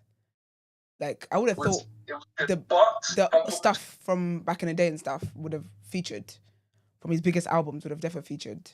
So that's a bit disappointing. What are you saying? Why I found it? Yeah, like for you and Brent, what makes it underwhelming? I feel like he just lent in too much into the beef. I wanted him to, because usually with all his performances, he has a lot more of an outward message, which he kind of did here, but it was too much of the new album and not more of his legacy. Okay, yeah. I feel like I wanted more from his older albums. Bitch Don't Kill My Vibe. Ooh, you didn't play that? That would See, to be fair, I think that's what would make it underwhelming for me then, because that's the kind of stuff I thought we would have done. Like I would have thought the song selection, because everyone else that's done it, everyone else that I've watched, you've got to give them the fans what they want, man. Yeah. But to be fair to him, he did perform Mad City. He did perform Mad City and All Right when he performed with Dr. Dre. And he did say in the interview that he didn't want to concentrate, or he didn't want to stay in the past. He wanted to live in the present. Okay, fair then. So that's probably why he weighed in a lot more on the GNX. But the selfish kind of me wants the old shit. I feel like I think the best part, obviously I haven't watched the full thing, but I think even when I watch the full thing, it's still going to be the same, is Serena crip walking. That's for me, I think that's goals, that's levels. Sis who's taking a break, we don't even see her. We see more of her sister in the news and whatnot. She's out here raising a baby and in a beautiful family, but she had time. She had time to crip walk on Drake's feces on the ground. I don't want to say what I don't want to say, but I thought that was amazing. I thought that was flipping amazing. Big up her. Yeah, for sure, 100%. So Brent, what makes it underwhelming? I'm sure there's like I think I expected right from the jump that I wasn't like, wait, what is this? And he started off with wait, what is this? A song? What is it? Or what is this whole thing? Well, I didn't know the song Too Tough. Maybe that's probably why I didn't get gingered Too Tough, right? But even in the articulation of it, I wasn't getting it. It wasn't, right? And then when it transitioned to something now that I'm like, okay, I know this one, and also the choreography and the movement and whatnot. Yeah. But man, I am watching whatever they have produced, right? And I've seen them produce better with different artists, right? So that may be it in itself, just how they're cutting and whatnot. Yeah. But I was also just focusing on the likability of what I was hearing. Yeah. So when there was more energy, and he used refrains that were like, all right, I can get into this now. Yeah. I found myself liking it more. And that's when I changed from to, nah, okay, I like this. And then when SZA came on, it made it sweet now. It compounded the performance aspect of it for me, the entertaining aspect of it for me. And I'm like, I appreciate this, and it sounds good, and it's now entertainment for me. And then when it is that he teased, am I gonna go there? No, I really like the Samuel L. Jackson parts. Yeah. So that's not even music stuff. So even in that particular programming, the drop all the music, let me just hear him say what he's saying, I like that because it spoke to the cultural aspect of what I was seeing. It was like a historic moment, and it got me back into the part where I'm like, let me forget everything that I wasn't able to dance to, and let me just focus on the importance of the messages going out there, right? And that's when I went back to, like Kendrick for doing this. Even though it's not gingering me too tough, the world needs to hear this. Right? Yeah. Then he teased Drake. And I'm like, yep, I like this because you can't go there and not look to do it. Don't be having the world thinking easy, not easy. No, do it.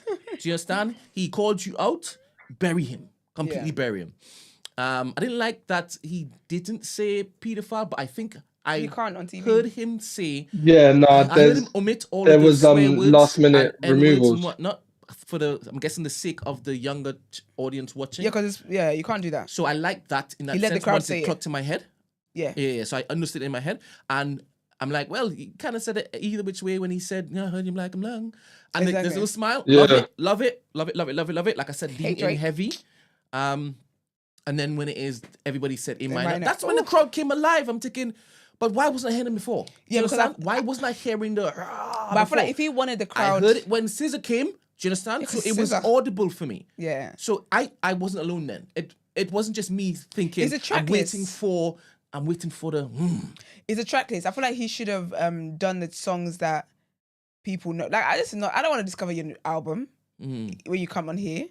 This is what your fans will know, but the Super Bowl is everybody. It's not just your fans that are in there, if your fans are even in there. So I think, and I think if he had done that, he would have had a great reaction from the very, very start because the songs that are the popping the most are the ones that are on the charts, are the ones that people have in their playlist anyway without even realize, oh my gosh, that's Kendrick. Do you know what I mean? So, and I think with the SZA one, because it's SZA anyway, people are going to make noise, but their songs on the charts for so long that everyone knows this. I don't really like the song, to be fair. But right now in my head, I'm singing it because it was on the charts for that long. Yeah. So probably the track list. Yeah. So that's why it was.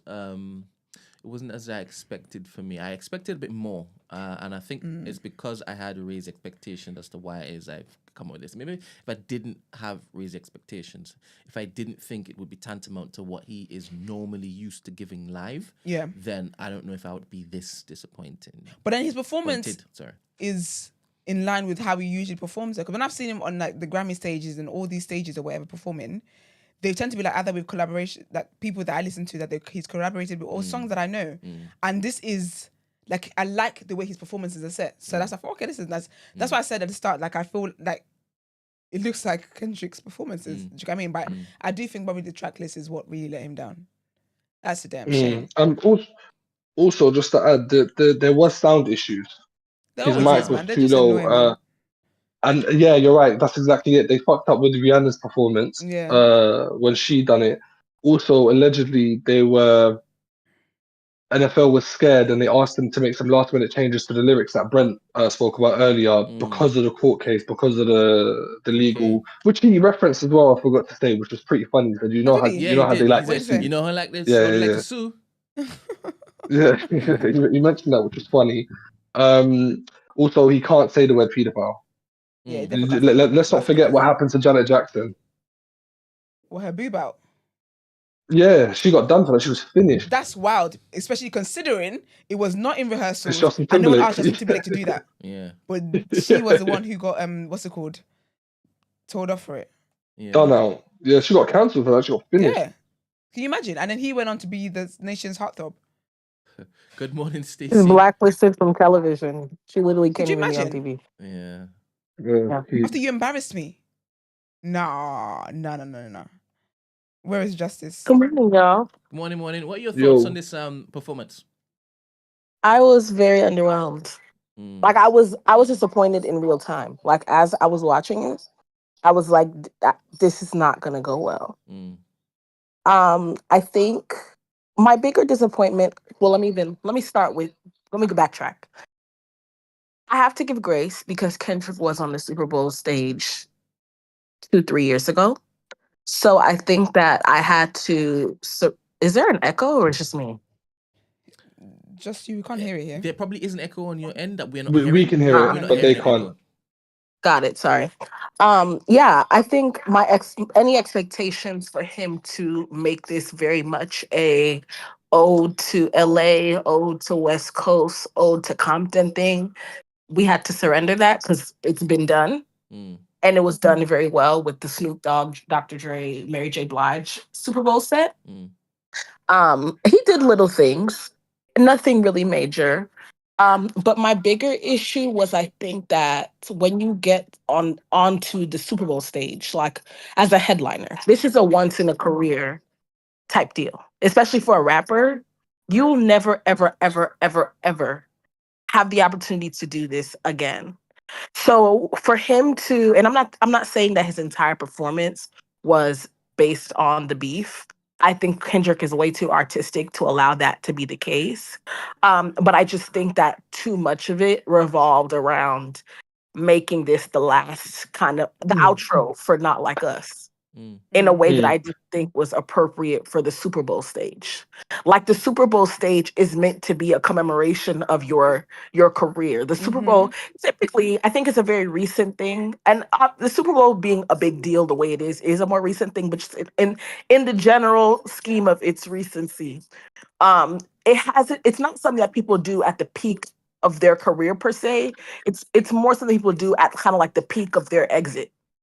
So this thing of having newer artists or like, artists that are in their prime, I feel like we should stop doing that because we have things like this. Like going back to like the Weeknd set, there was a lot of flack that he got because it's like, okay, this is meant to be a commemoration of a long career and you kind of are just you're a pop star right now. Like this is meant to be for the likes of the Beyoncés, the likes of the J-Los, the likes of the when they're at the end, we're going to remember and reminisce and have that nostalgia about the hits that you gave the world. And I just don't think Kendrick was ready for that. I think watching it in the moment reaffirmed that it should have been Wayne, in my opinion.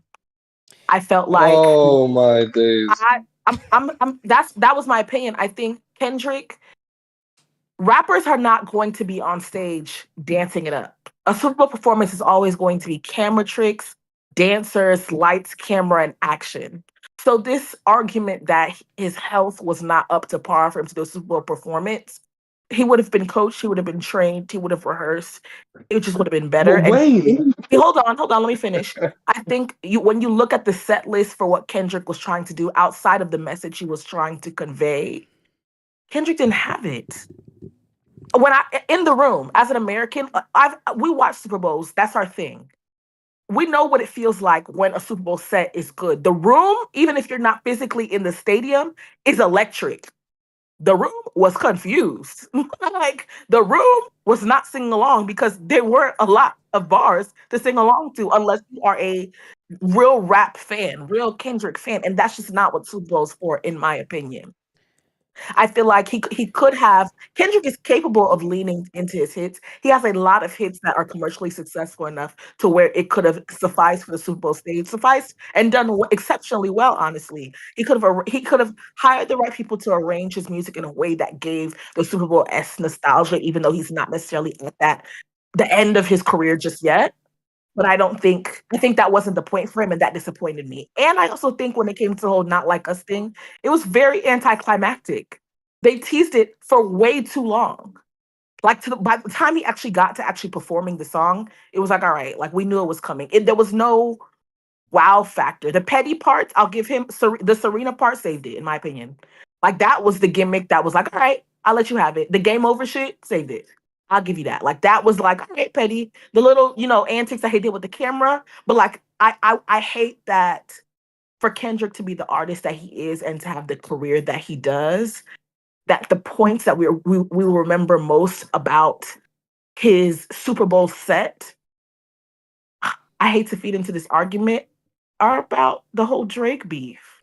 Do you know what I'm like thinking? Something to me, Kendrick to me gives like if I'm gonna end this Not Like Us run, I'm gonna do it on a high. Like it's gonna be petty, but it's gonna be intentional, and it's not gonna be it's gonna be a slap in your face, but it's gonna end on the same high that we got when Not Like Us dropped. It didn't give that. Like the game over, how cute, okay, we get it, but like it felt very anticlimactic, in my opinion. Yeah, I feel like we're projecting what we think the Super Bowl holds, or like what we believe. So say, for example, you were given a chance to go on to perform at the Super Bowl. How it would mean to you is what we're projecting onto like his performance. So someone like Kendrick, for example, like people like Kendrick, like J. Cole, like people that do raps, that conscious raps, that like to speak about societal issues and the politics and stuff like that, they don't hold as, I'm not saying it doesn't matter to them, but they don't hold as much stock in public acknowledgement like the average human does, right? So I don't think for him, he is seeing the Super Bowl the way everyone else is thinking that he should be seeing it, which is that, oh my gosh, this is your chance to like perform these highlights and go there and do this and do that. I feel like he just wanted to go there and have a good time, because even when Ramsey said about he doesn't want to look like he's looking forward about what he's not looking to the past, things he's done in the past, he's looking forward kind of thing. That changed how I see his performance at the Super Bowl, because it's not a thing where he's doing it for the culture. He's not doing it because, oh my gosh, for the first time, like not that this is the first time, but oh my gosh, we're allowed to be in this space, so I'm going to make the most of it. I'm going to make this a cultural thing. He just went to have a good time, and while I'm at it, I'm going to cast the people that I want to cast, kind of thing. This is not the stage for that. Do you get me? Yeah, I get you saying that's why, not the stage. But who decides that though, Stacey? But wait, you're saying it's not the stage for that because you don't think wait, let me finish, girl.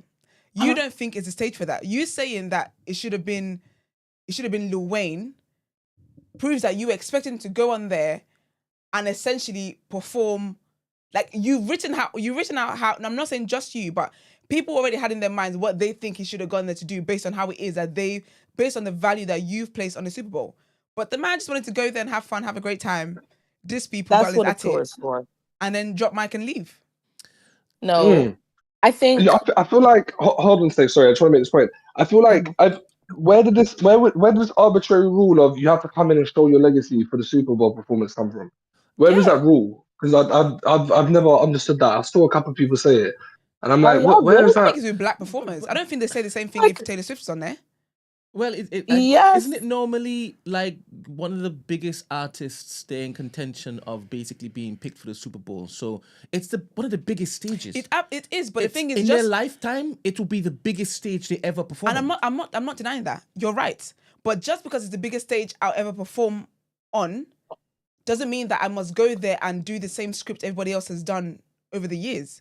Everyone else goes there and wants to do the highlights and blah blah blah. But I don't want to revisit my catalogue. This generation want to be different so bad. Wait, hold on. I don't know who's speaking, but hold on.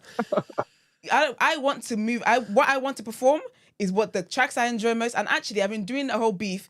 And this beef, people say, oh, it's music beef, but I've actually taken it personally.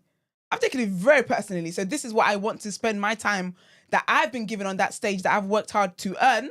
This is what I want to spend my time doing on that stage. I don't think there's anything wrong with that. He performed that track because it was the biggest track he's ever really performed.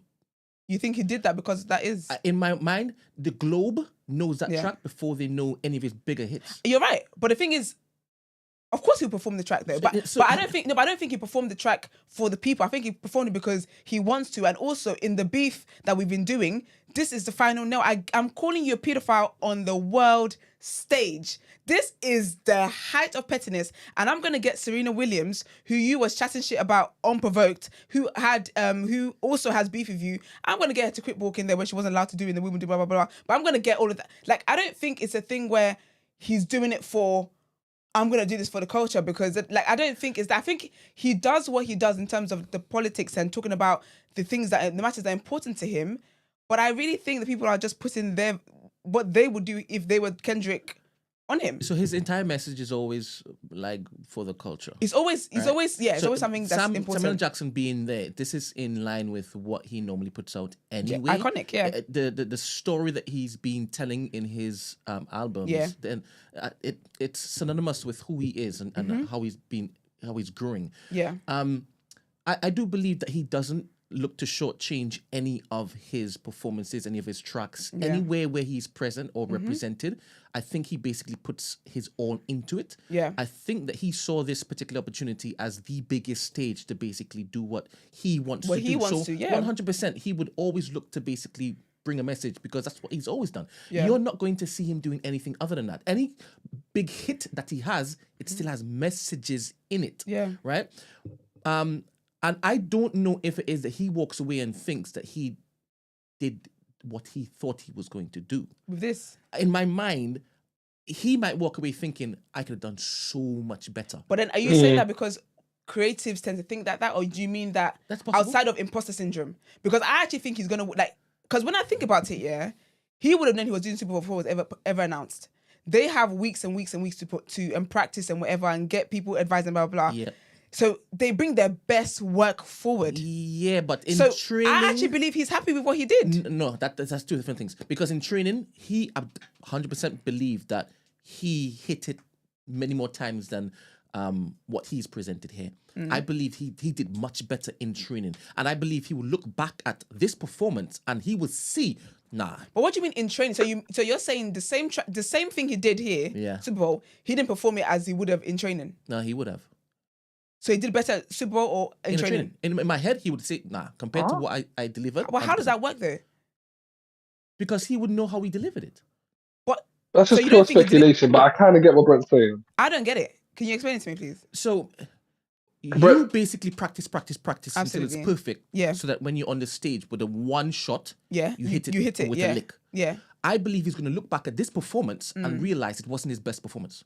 But then the issue based on what he had just done over the last 2 months, 3 months, 6 months, that wasn't his best. Yeah, but fair. But the thing is, the biggest criticism that I'm hearing is to do with the track list, right? Is that the track list not just for me. No, but not just for you. But I mean, generally though, for the most part, the consensus is that the track list wasn't really hitting like that. So if he did this track list in training, and it's come to Super Bowl and he's done the same track list, how is he going to look back and say, I did better in training than I was Super Bowl? Because of the performance. You can practice a sequence and it can be so wavy, right, in training, and then come and not perform it like how you did it in training and no crap. But I think that's difficult for me to... I get exactly what you're saying, but I think that all creatives feel that way. So I don't think... No, well, there are times when it is that you were like, we practice, but what happened there based on everything that was going on? Because we didn't have the environment of the entire stadium. Absolutely, and the crowd response was me getting that, and we could stop and start and whatever back then. Getting that wave based on what the crowd's given me. That brought something else out of me. That would have never done being present in training. And then you look back and say, that we licked that. But I think that that feeling that you're talking about aside, I think that he'll be happy with his performance because they did the set list, they did the dances, they knew the choreography, they knew who was going to pop out, they knew, I find it impossible for him not to be happy with that after you had several weeks to plan for that. Yeah. But man, you need to watch this first. You haven't watched it. You're speaking absent watching it. No, but I watched a few minutes at the start. Yeah. Obviously sped up. But I know I watched it Not Like Us, which was basically the ending. But again, that's why I said at the beginning, this looks like a Kendrick performance to me. Yeah. Like when I've seen him perform on stages, this is how he goes. This is the dances he has. These are the stunts he pulled. This is in line with how Kendrick performs. So I've seen him tighter. I've seen his vocal delivery much tighter. That's fair, but I think also he gets credit for rapping the way he does, dancing, jumping about the place, all that kind of stuff. Backing vocals. Breathwork is on Beyonce's level. I'm sorry. Yes, 100%. The breathwork is on no backing track, no backing vocal. Yeah, that's exactly it. Esther's right. I say, I don't want people to think that maybe I'm choosing my words wrong. The performance was not bad. I was just disappointed for it to be a Super Bowl performance. I think Kendrick is a good performer. He's an artistic performer. He's very intentional. I feel like he's Beyonce level when it comes to the art of how he delivers his shows. Mm-hmm. And you could see that when it came to all aspects of this performance.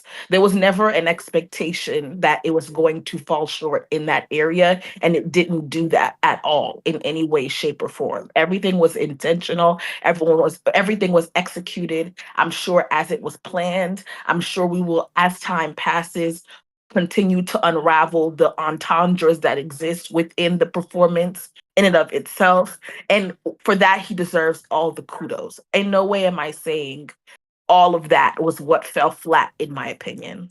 What I'm saying is knowing that Kendrick is someone who puts out this level of output, I was expecting him to have a similar execution with a more palatable set list that didn't too heavily revolve around the beef. And to me, with what Kendrick is the type of guy when it comes to things like this, like the whole beef shit, he likes to, in my opinion, he likes to go out with his head high. Like he likes to give like I'm above the whole petty shit. And he very much is. So for me, I feel like when it came to ending the beef, which is what to me this very much signaled, not just prior to watching, but obviously during the set, I hate that we can walk away from this and say like your once in a lifetime career moment very heavily like leaned on this whole Drake thing when I wanted it to be, and I could be projecting, and I think that it's my projection is based on what the Super Bowl typically is for us Americans.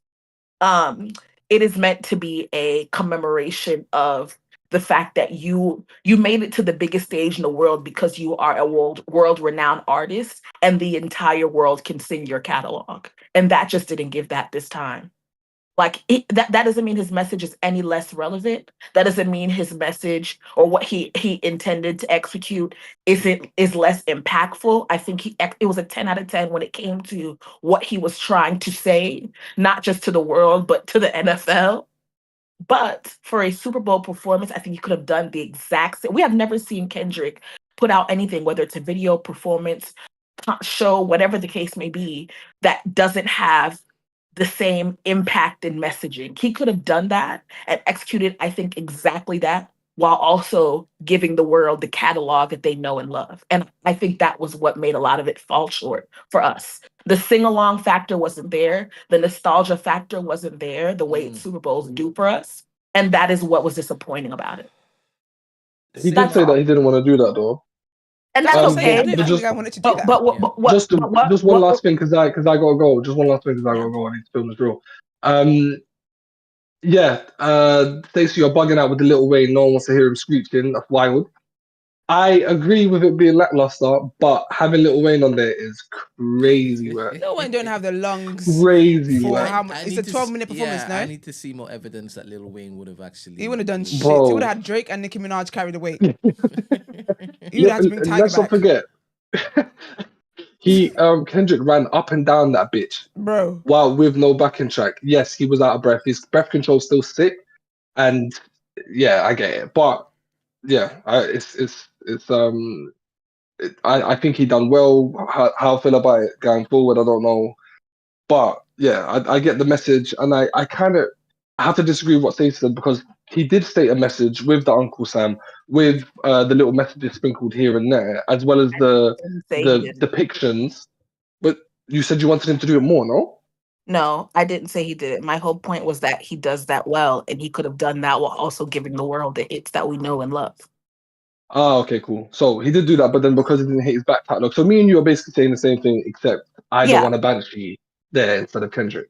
But your point was that you're giving accolades to what he did as is, and I'm saying that yes, he did that well, but the Super Bowl stage, like we get the whole he didn't want to do that. You're that type of artisticness should be reserved for your tour. Like when you come and do an event. That's who though? Hold on, let me finish. If someone tells you, I don't want to use that analogy because y'all are not going to get it.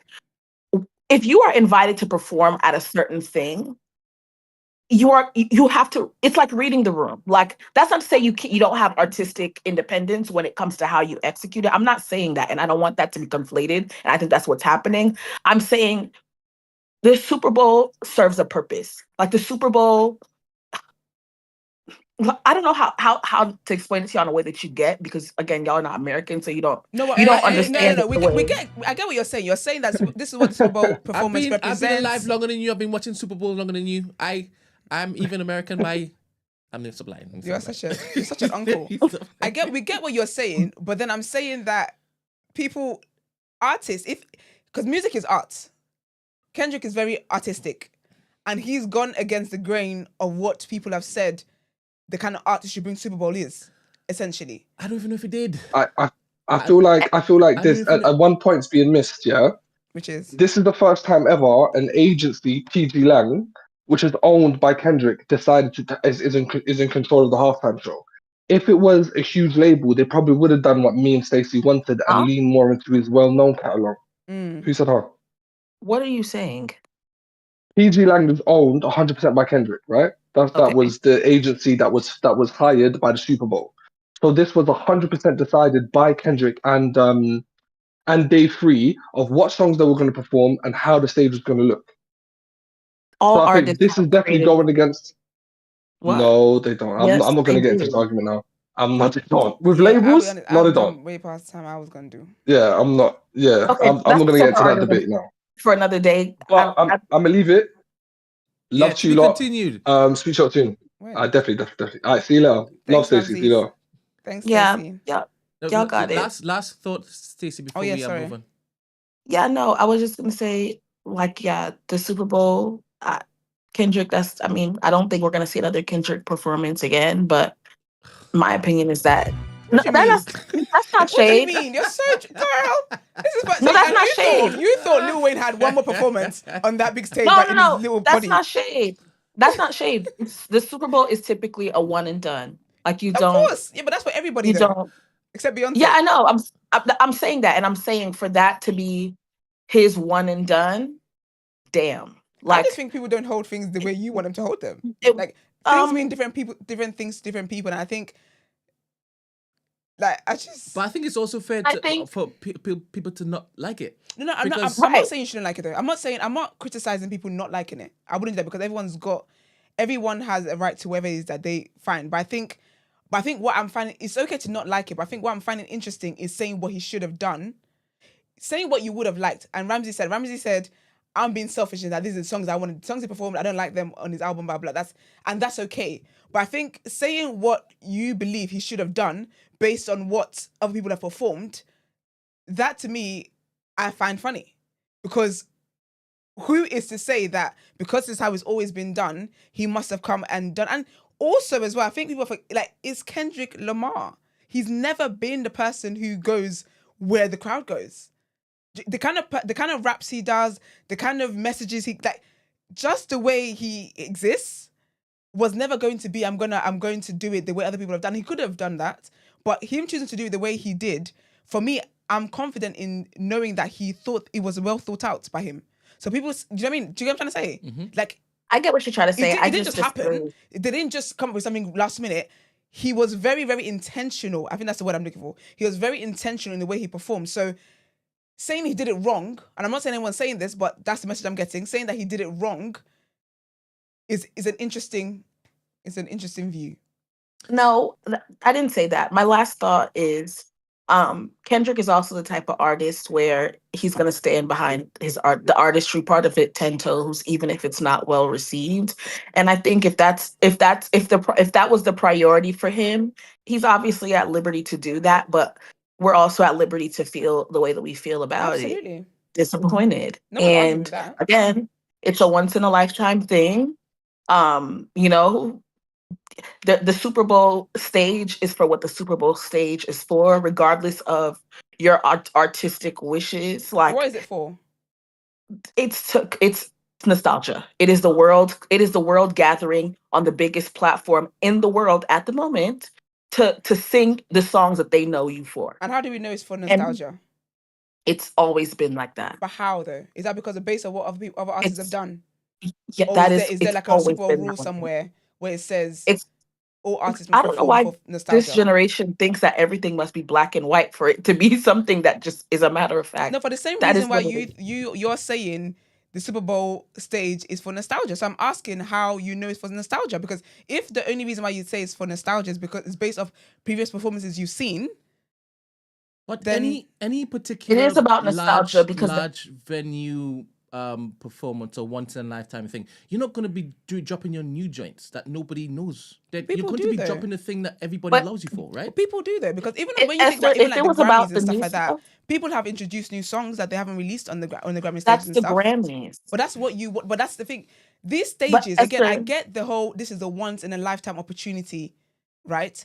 But for him, this is not the be it and end all of his career. I'm assuming this. Right, and that's why I said that's the mistake in letting these new artists do this. Sorry, I'm not going to hear you if you're speaking the same time as me. It's not like, it's okay that he doesn't see it as that. Do you know what I'm trying to say? Yes. I don't know if what I'm saying is being lost, but it's okay that he's not seen it as, this is my once in a lifetime opportunity, and so I must therefore come and follow this script that everyone else has followed. That we're not denying that's just me. that. But we can agree to disagree. But you keep saying that the Super Bowl stage is not one for nostalgia, but you have to think about how do they choose the artist. I asked you how you knew it was for nostalgia. Because I'm sorry, my misunderstanding. But same point. Goes into how they pick the artists. There's a reason why we don't have Chappell Roan on stage at the Super Bowl. It's not meant for you to be out here giving the latest and greatest. It's about who are the legends. Call them to the front. And we want all the songs that the world knows. We're gonna all sing them at the same time. But then on the world's songs that he did stage. perform, people do know that though. How do you select a song that the whole world knows? Because if he had not done Not Like Us, first of all, if he had not done Not Like Us, what other songs would he have sang with the track list that he went with? But I said that. I said Kendrick, though he's still younger in terms of the career length of people who perform the Super Bowl, he has a catalog that translates to the world that he could have leaned into, that he didn't. And that's where I said he fell short. I never said the performance wasn't good. Remember, I clarified my wording and I said maybe I was using poor words. I never said he wasn't at liberty to have the artistic direction that he did. And I didn't say it was wrong. I said the message was clear. The message was impactful. The message made sense. However, on this stage, when that is the point of in terms of how they choose the artists who are translatable on the worldwide stage, artists who have a catalog that is withstanding on the worldwide stage. He didn't really lead into that, and that is where I feel like it fell flat, and where other artists, not even just Lil Wayne, other artists would have done better. Fair. That was my take. That's fair. But anyway. Thank you very much. Thank you very much. Our LA correspondent. I hope it is that everybody else who was there talking in the chat saying that it was the best. I asked you all to come up because I wanted a nice little balance. Obviously, you've only heard myself, Ramsey, and Stacey, two Kendrick fans and one Kendrick hater. Not joking, Stacey. You're not a Kendrick hater. Just playing. Sorry, you're not a Kendrick hater. But there needed to be a Kendrick stand to come on to say they loved it so that we can hear why you loved it and whatnot. Never mind. Stacey, I always appreciate the fact that you come on and articulate your point of view so articulately. All right, thank you very much. We're going into the next headlines. Please.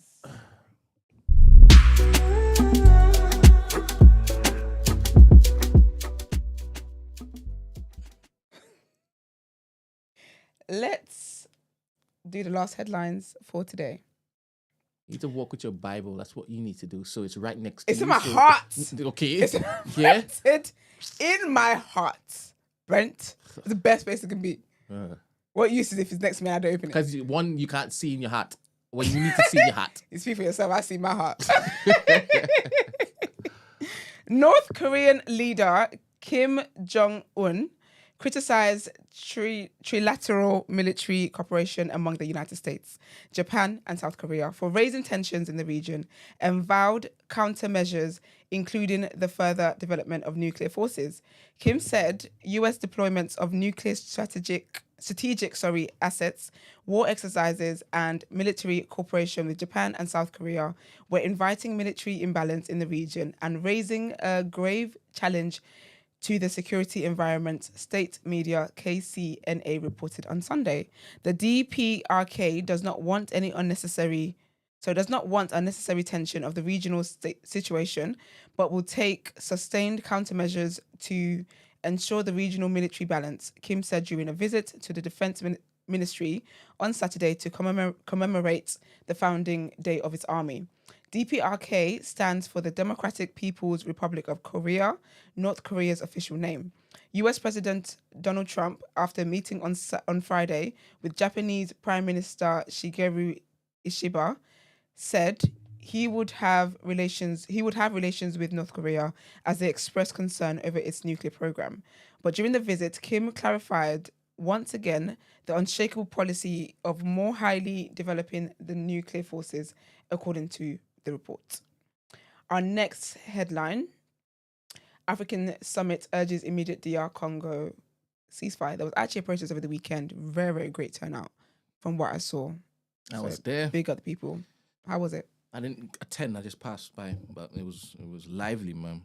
You mean you was there? You was in the area. Yeah, I wasn't going there. As in I passed by. I was like, oh, I didn't know it was on. Yeah, if anybody died, actually. Didn't get the memo. I'm in the group as well, but I've just archived it. There's a lot of notifications. Leaders from East and Southern Africa have called for an immediate and unconditional ceasefire to end the deadly fighting in the Democratic Republic of Congo. At a crisis summit in Tanzania. Oh, is it Tanzania or Tanzania? Yes. I heard it was Tanzania. It is, isn't it? You don't know, man. You archived that chat too. At a crisis summit in Tanzania, the Southern African Development Community and East African Community, EAC blocs urged all warring parties to hold peace talks within 5 days, including the Rwanda-backed M23 rebels. The rebels fighting government forces have seized vast swaths of land in the eastern DR Congo, including the city of Goma. Their push towards Bukavu has raised fears of a wider regional war. As part of their talks, army chiefs have also been told to draw up a security plan for Goma and surrounding areas. The latest UN figures suggest 2,900 people have been killed since early January as a result of the hostilities between M23 and armed forces of the DR Congo. Around 700,000 are estimated to have been displaced and thousands more injured. Saturday's gathering in Dar es Salaam, Tanzania's biggest city, brought together heads of state and government representatives to try to resolve the Western security and humanitarian situation. The summit emphasizes that political and diplomatic engagement is the most sustainable solution to the conflict, said the follow-up communique. It also demanded the reopening of Goma Airport and other key routes to facilitate humanitarian aid, as well as the withdrawal of uninvited foreign armed forces from Congolese territory. We need to have someone come back up here actually and talk to us. So I feel like since the last time we spoke to Dr. Laura Jane, big up Laura, there's been a lot more developments and different things that's happening and stuff. So that'd be really cool actually if we could do that. Yeah. And sad news for the Namibians, depending on how they feel about this man. But the first president of independent Namibia, I actually wanted to go there for my birthday. Yep. Yeah, I think I want to go. I want to go to an African country. If you know any African countries I can visit that are safe, please, I say safe. I mean what I said when I say safe. Safe. It's explanatory. Please let me know. I want suggestions of I want to go to an African country for my birthday this year. I just want to, somewhere nice, sunny, not in the rainy season, not in the winter. Somewhere where there's nice sun and just black people. So please let me know. I'd really appreciate it. So the first president of independent Namibia, Sam Nujoma, has died at the age of 95 in the capital, Windhoek, the country's current leader has announced. Nujoma led the long fight for independence from South Africa in 1990 after helping found Namibia's liberation movement known as the Southwest Africa's People's Organization, which is short for SWAPO, SWAPO, in the 1960s. After independence, Nujoma became president in 1990 and led the country until 2005. Nujoma had been hospitalized over the past 3 weeks with an illness from which he could not recover. Namibian President Nangolo Mumba said in a statement announcing the death with utmost sorrow and sadness. Nujoma retired as head of state in 2005, but continued to lead the party before stepping down in 2007 as president of the ruling SWAPO party after 47 years at the helm. Many Namibians have reacted to his death with sadness, fondly remembering him as father of the nation, says the BBC's Faruk Jensen in Namibia's capital, Windhoek. In a statement released by Buckingham Palace, the King paid tribute to Njoma's long life commitment to freedom and democracy and immense contribution to history. R.I.P. to him. It's time to pay some more bills. And let's get into...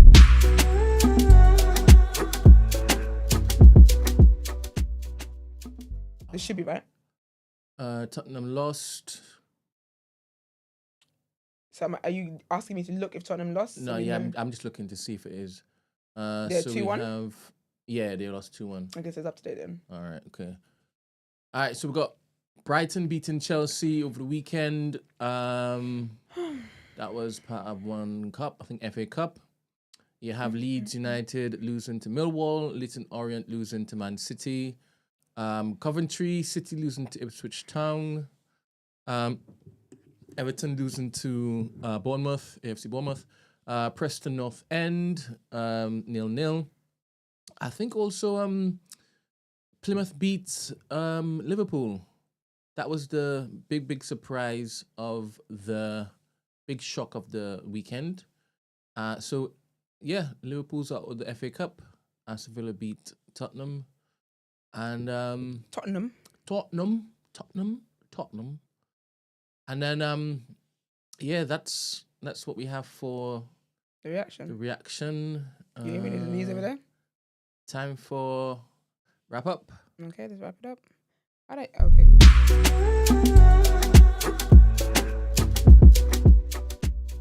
You ain't gonna read those? Oh man. Let's wrap it up. There's nothing to wrap up here. So let me scroll and wrap it up myself. 1 second. You're saying, be humble. What did we talk about today? First of all, we're trying to get to 6K subscribers. So if you haven't subscribed to this channel, kindly do. Please. On the road. That's great.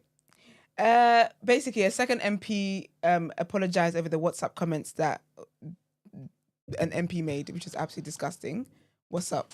Brent's got his phone and he's sighing. A doubles here. You know damn well I can't see that far. I just saw red text. Question. Yes. I think a week ago. Yeah. I don't know which Jamaican artist. Beanie Man, maybe? Mm-hmm. I think it's Beanie Man. Yeah. Came and said he tried doubles when he was in Trinidad. Yeah. Didn't like it. And he threw it for the dog. The dog didn't like it. So apparently people read into that as he's saying it's dog food and that. You get me? But can people... But what if people read into it? If it was dog food, the dog would have eaten it. Yeah, but then he's saying it's worse than dog food. No, that's not what he's saying. Because dog food is the lowest food there is. Nah, that's not what he's saying. What do you think he's saying? He's saying his hands were dirty. Whose hands were dirty? Beanie Man's hands.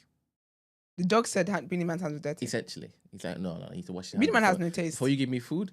All right, so... Because I like doubles. You tasted doubles. As you bring up now, I'm even annoyed because how am I going to... I'm going to crave it. Right, doubles from... From the land. From the soil. Land, right? And you're saying, doubles. Because honestly, I can taste it right now. And I'm annoyed you brought it up because how am I going to have some? How are you going to have some now? Doubles are the elitist, messiest looking food It's really ever. nice, you know.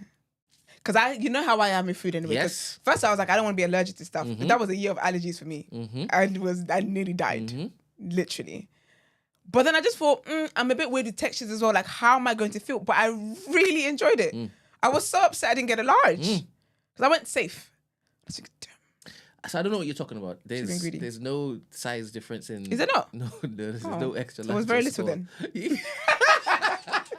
Yes, the quantity you should have really doubled up. So I should have doubled up. I should have doubled up on the doubles. Damn. Okay, well. But nobody in their right mind eats doubles and it's really nice. Nah, it's really nice. Slaps, man. Good food. Yeah. And I think it's rude. But do you know what? I think it's rude to... Have I done this in the past? Yeah, but again, who am I? I grow daily. But I think it's rude to talk about people's food and like it's okay to not like something and say it's not your food. Why are you laughing already? Because he's so silly. He said he dashed it for the dog and the dog didn't eat it. So you know he didn't need to do all of that. How were we supposed to basically read into that other than saying that you're... It's not good enough for the dog. But why are you eating food that's good enough for dogs anyway? Why are you? That's your standard. Why is that your standard? Well, people give their dogs like proper steak, and they make steak for the family, and that's what they eat, right? So they're not going to say, well, because the dog ate it, I could eat it. That's not how it works. That's true, actually. So why is your mentality? That's true, because if you get pedigree, So you should be eating the dog food too? What is this? Your hands were dirty. Just say that and keep moving. But his apology was funny. Because he was like, I love Trinidad, yes. I wasn't saying what y'all think I was saying. Did he apologize? But yeah. But you can't say that and then say but. That's not a apology. There's nobody. Everybody apologize. But he got so late. He said, "You ain't coming back to Trinidad. We ain't having you." In fact, we're gonna like another Jamaican artist. You're not a legend anymore. We like another Jamaican artist. That's funny. Oh, man, doubles are too good, man. Double slap, man. So that MP did that. Apologize. The Home Office launched new immigration raids, and what's her name that's leading this? Yvette Cooper. She's going to be joining them on some of the raids. Wake up early in the morning. Can you imagine to go in the port? Wake up early in the morning to ruin people's days. Not. Gosh, and I know she's gonna wear like a little cap, and she's gonna dress like, oh my gosh, boots on ground type of job. Silly girl. Anyway, Trump also announced that a raft of new trade tariffs. He's trying to introduce 25% import tax on all steel and aluminium entering the US, and this will affect Canada hugely. And in our topic of the day, we talked about Kanye, and I guess why people don't put Kanye in the same box as they do Trump and Elon, but the gag is they do. Certainly everyone in this room at present does. Yeah, so we talked about Kanye and all his escapades and stupidity. And then also, Angela Rayner is saying there is no excuse for Labour to not fulfill their manifesto, their plans to build 1.5 million new homes. And a former Conservative MP says, we promised the same thing. Watch, you see. You see that it's impossible. There's also changes...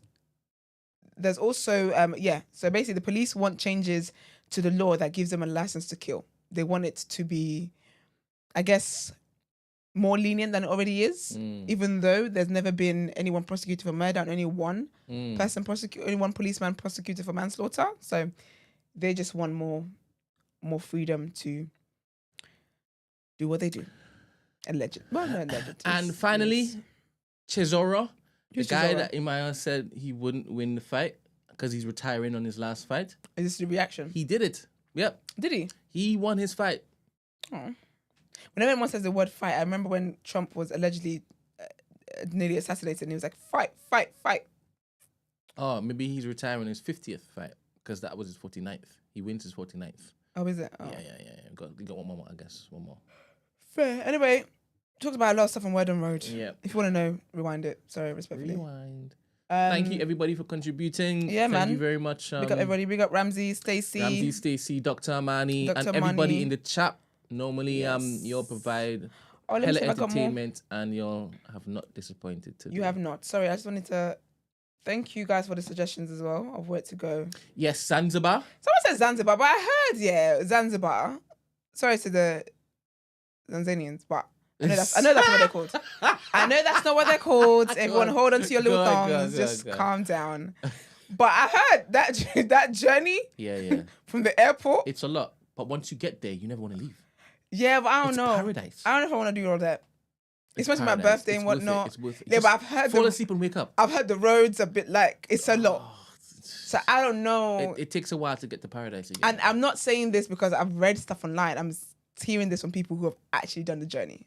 Yeah. They say they're going again.